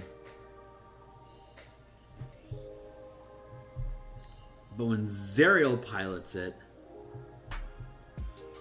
it's a lot more effective, so that means that rank does matter. Okay, so like just like with the weapons, there will be a minimum qualifying rank. If the vehicle outranks you, then piloting it is at disadvantage. And when you pilot things, you actually don't need to make any skill checks while piloting. But the and the juke doesn't require any rolls. When you're outranked, it's the rolls that you make. But movement specifically doesn't require a command to do it. It's just go that way. Okay, that's not a life-threatening.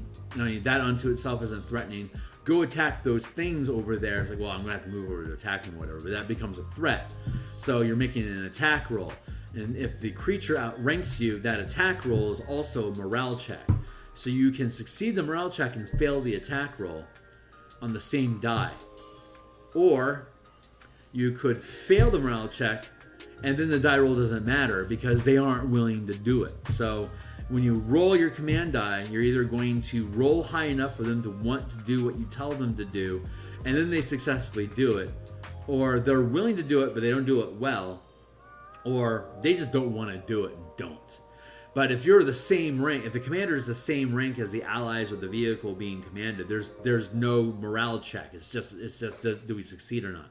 This is how you keep a first level character from having a hill giant ally run around and smash a bunch of goblins for you and collect easy XP. It's like that hill giant way outranks your first level character. It is just as likely to say, hey, if you say go smash those goblins, it says smash, sound good, and then it smashes you instead because you can't tell that hill giant what to do.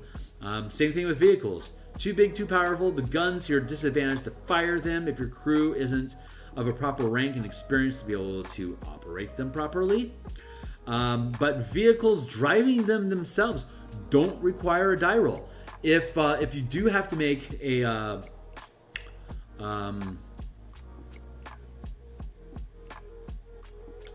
like, oh god, that juke.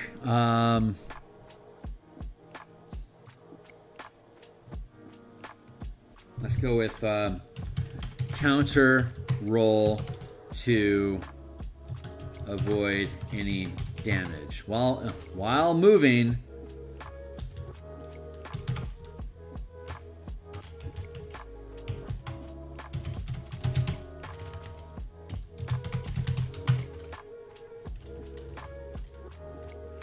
There we go. Okay, so if you moved your last turn and you get attacked, you can use a reaction to juke the attack. If you do, you're making a counter. You're making a die roll with your command check or your piloting skill. And if you roll above the attack, you avoid the damage altogether. Or if counter roll / save / counter roll or dex. Let's just make it a dex save. If you move less, her dex save to avoid any damage. There you go. Just like it's in the book. It's just freaking juke. But if the vehicle outranks your pilot, that roll is going to be at disadvantage because they aren't properly experienced and trained to operate that vehicle. There we go. So, vehicle hit points. Size.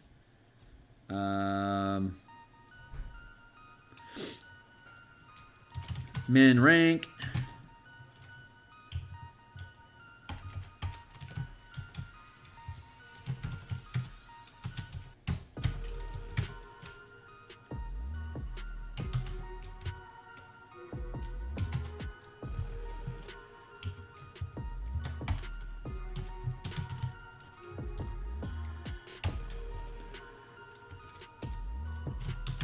Five-foot scale, vehicle size, 2x2. Well, 1x1 if you're a tiny guy. 2x2, 3x3, 4x4, 5x5, etc.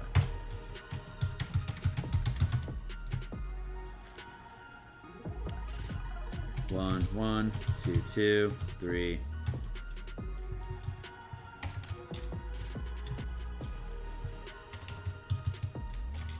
7, 8, 9, 10. X10. Bop, bop, bop. X, X, X. We are so close to done. 8, and then 9.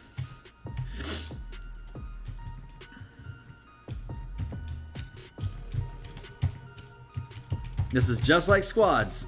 Just like human squads, except this is just a giant platform that you're piloting. It's the exact same thing. 50, 50, 40, 40, 30, 30, 20, 20, 10, 10.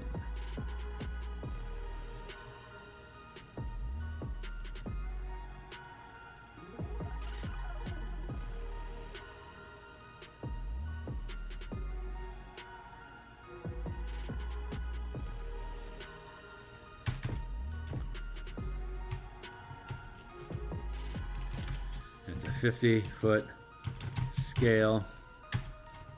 HP per square. 100.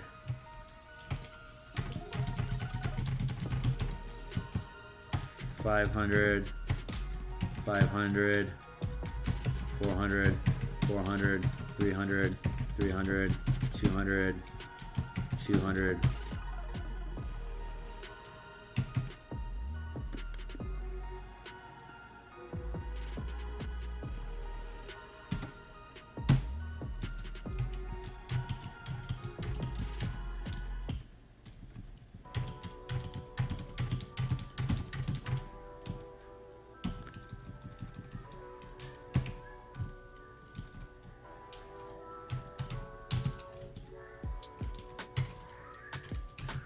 Total HP.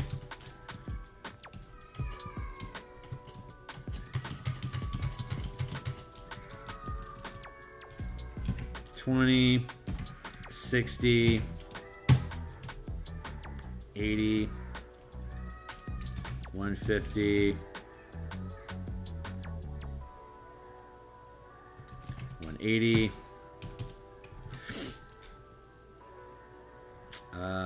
7 times 40 is 280.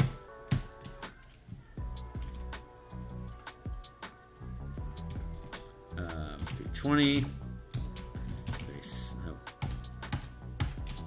450. 500. And so you can see the 10 by 10 space with 5th rank. A 10 by 10 space at 5th rank. Minimum rank, hit points per square, total hit points. If you were on a 2x2 truck, it would have a total of 20, but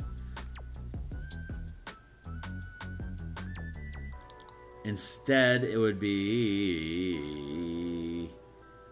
instead of 1st rank being 10 hit points per square, if you were 5th rank, it would be 50 hit points per square. So this would actually be 100, not 20. So let's do this.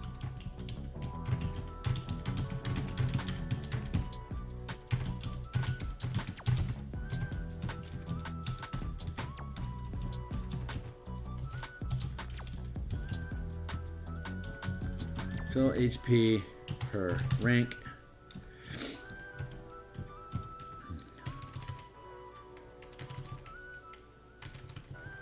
So we'll go HP per pilot rank.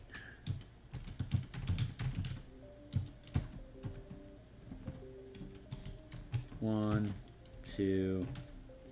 That's supposed to be a 2, buddy. 1, 2, 3, 4, 5.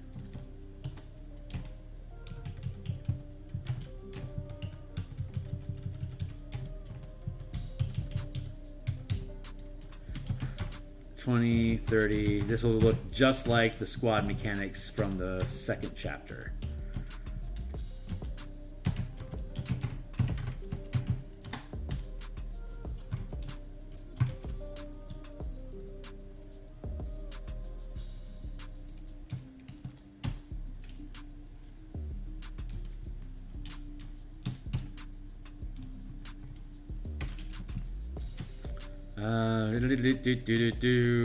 Do 40, 60.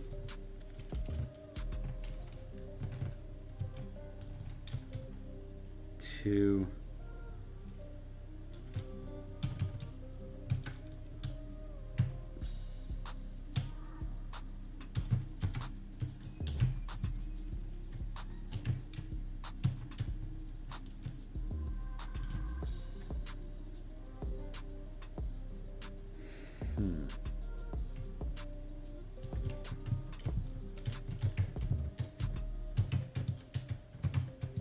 I'm just mathing this out and then we'll be done.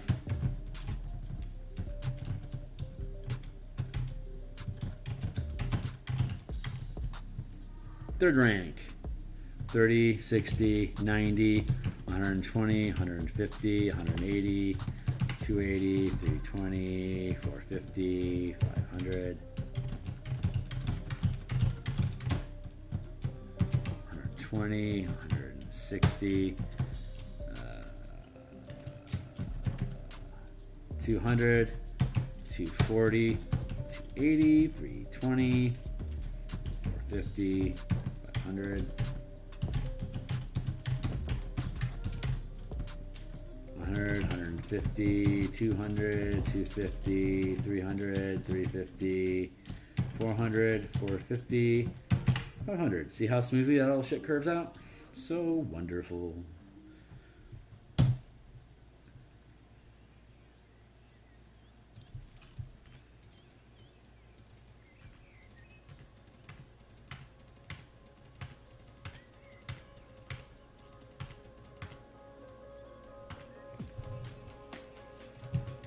This 50-foot scale.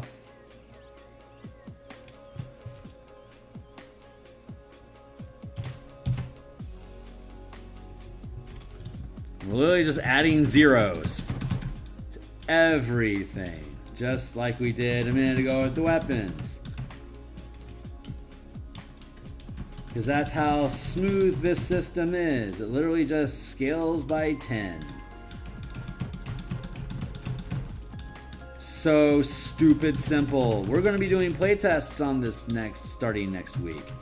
I am ridiculously excited about that. If you're interested in participating in a playtest, hit me on Twitter or wherever you can find me. Facebook, email, whatever. Hit me with a comment here. I don't care. Just reach out to me. Let me know.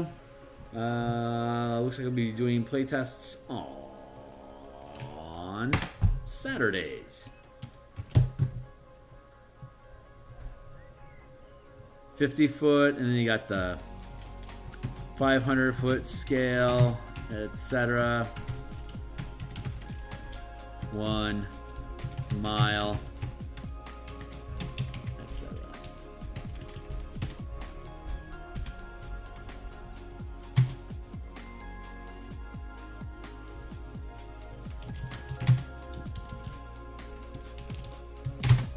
Yeah. So there's your damage, and the damage is determined by the rank of by the vehicle, and the vehicle has a minimum rank, so it's automatically scaling up. So if you've got a 4x4 truck,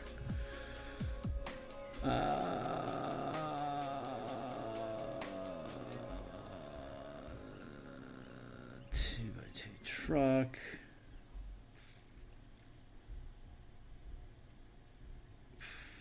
$480. Where does that truck sit? If it's a 4x4, yeesh. Technically, according to this, that would be 5th rank. I don't like that. I don't like that at all.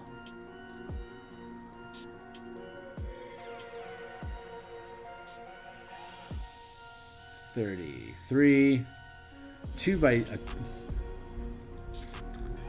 2x2, that has the proper amount. A 3x3 which is a tormentor. This is the proper benchmark here, 2nd rank. This is the proper benchmark for the tormentor. 20 hit points, it's a little off. And then this is where the demon grinder is supposed to be. I sharply disagree with that. But I will say this is where, well, 5x5, no, 3x3. Yeah, this is also where the tormentor is supposed to be. That's too high rank. That doesn't make any sense, you see. The match should be able to pan out some way if it makes any sense. It just doesn't. 3x3, 4x4, jeez. Well, I guess it's...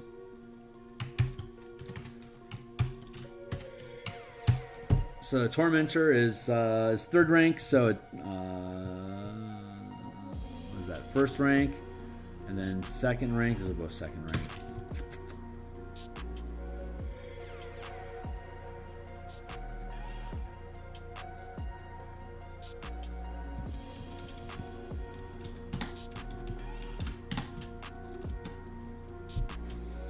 Mathing it out.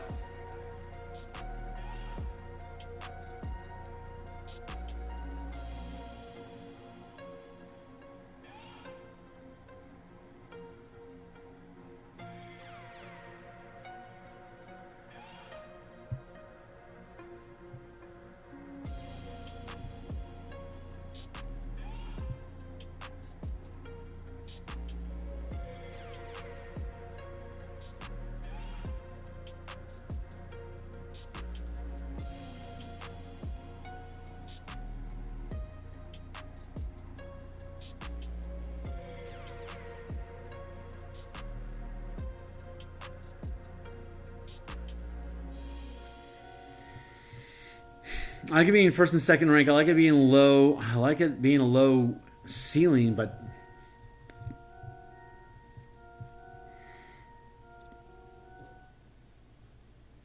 oh no. Yeah. I'm okay with that, because by the time you're able to start putting these, like for you to put a 4x4 ballista,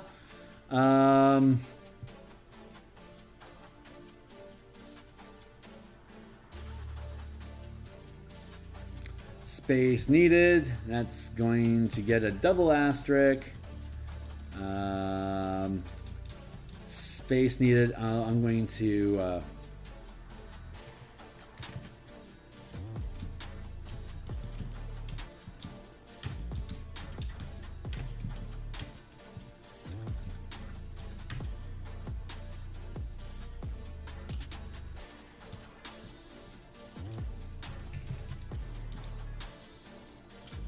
ammo space. 1 by 1.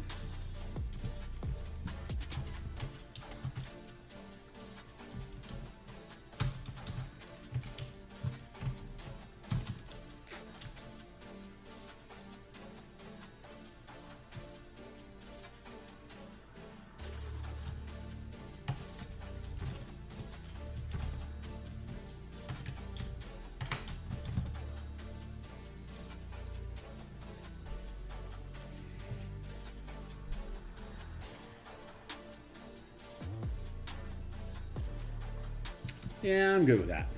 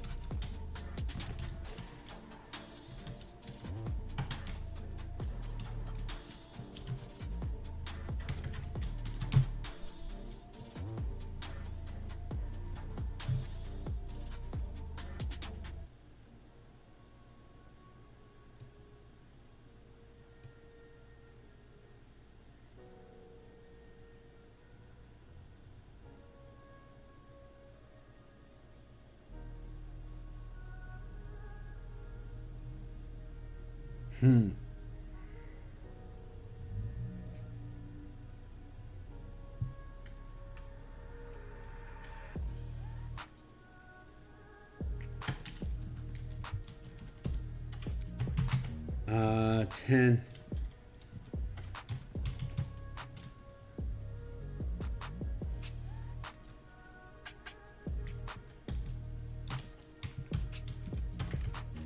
Ammo space.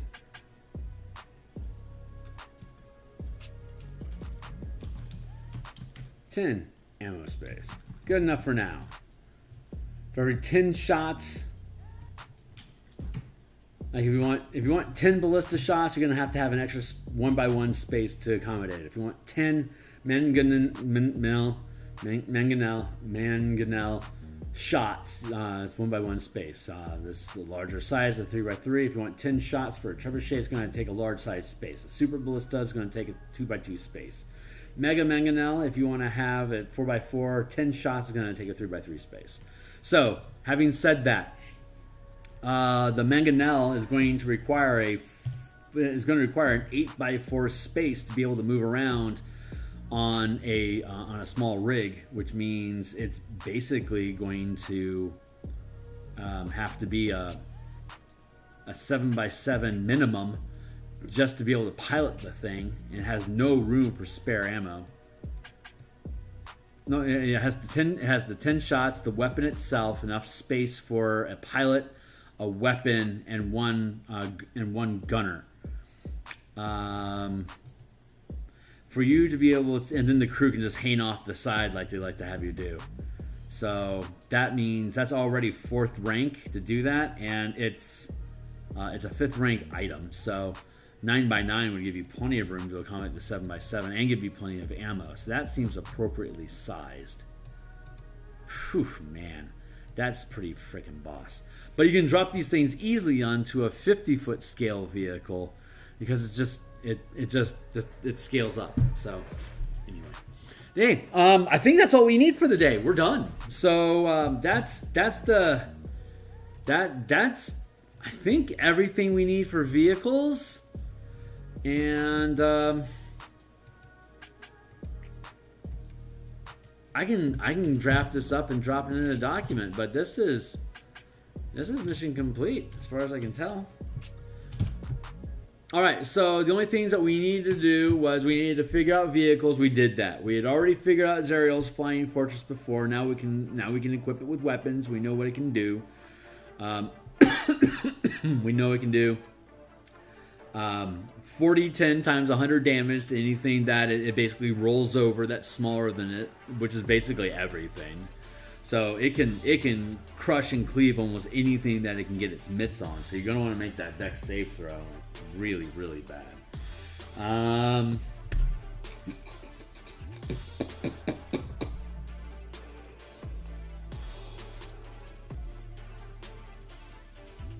Yeah, so I officially have all the tools that I need for us to be able to build vehicles and fight with them in Avernus. I'm going to make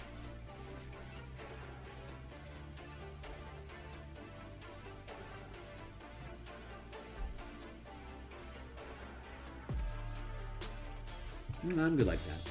Okay, great. Yeah, that's it for the day. So, thanks for showing up and sticking around and hanging out with me. I am going to. We finished our Eberron playtesting last week, so you're going to start seeing me doing map and interior artwork for Eberron soon. I'm going to be finishing this up, and we're coming close to being done with the Martial Powers playtest, and we'll be finishing up that document really soon too. Jesus, bro, we got stuff stacked. I got a lot of art coming our way. This project, In Command, and the Eberron Adventure are the only two primary projects I have right now. Martial Powers is fun, but I don't expect to move forward with it into edits and production until probably the new year. That's going to give us a lot of time to get In Command as well as Crystals of Mabar, the Eberron, 8th level Eberron adventure, through the pipeline into layouts, editing, blah, blah, to get that out of the way.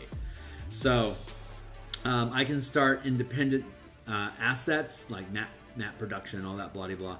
I can get that rolling while I wait for the text to get finished. So you're going to start seeing me doing, as the next month or so rolls on, you're going to see me edging out of doing development and writing work and into doing just art, maps and painting and layouts. So that's what you can expect to see soon. Like, subscribe, check out the work that I have down in the description below. The playtest content, I'll get this stuff resolved this weekend, hopefully, and drop it into the book. And be able to move forward with that piece. Once this is out of the way, the only things we have left to do for In Command is build out the Guild and Kingdom example for religions in Waterdeep interacting as guilds, and then we'll do Baldur's Gate as an actual kingdom with rulers that's developed. So we'll have the renown into guilds into kingdoms, and then as and kingdoms into rulers. So we'll have those 3 examples from different source content that we have from Forgotten Realms, etc. And so once that's done, we'll have this vehicle stuff integrated into it as well. And then from there, the only thing we have to do, the only thing left is like DM tools. Like how do you handle multiple scales at the same time? What are some quick, easy tips that we've accumulated from the playtesting? How can I weave different organizations together? How can I use squads in combat at the 5-foot scale, at the 500-foot scale?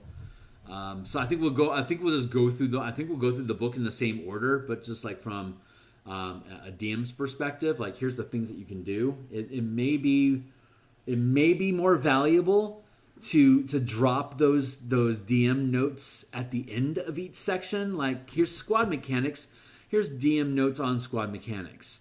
Here is army combat. Here are DM how-tos and notes about army combat. Here are specialist guilds and kingdoms. Here are notes about the renown. Here are notes about guilds. Here are notes about kingdoms. And then you go into tasks. And then here are notes about tasks. Then we go into alternate class features and spellcasting. Here's notes about alternate class features and spellcasting. And that's the end of the book. And then we also have the examples, Greenest and Flame examples, and the Descent into Avernus examples, and like actual playtest examples. That'll be good. But I might make those like separate pay what you want, kind of like coupon look at me's, to bundle in with the book and have them separately. Thinking about that, not 100% on how that should play out. I could have Descent into Avernus as like a very, very back end, like Appendix A, like example pieces, and have Descent into Avernus and Greenest and Flames as 2 example pieces in the back of this book. But I'm not sure if I actually want them in this book or if I want them as separate pieces, because separate pieces could be a lot of fun.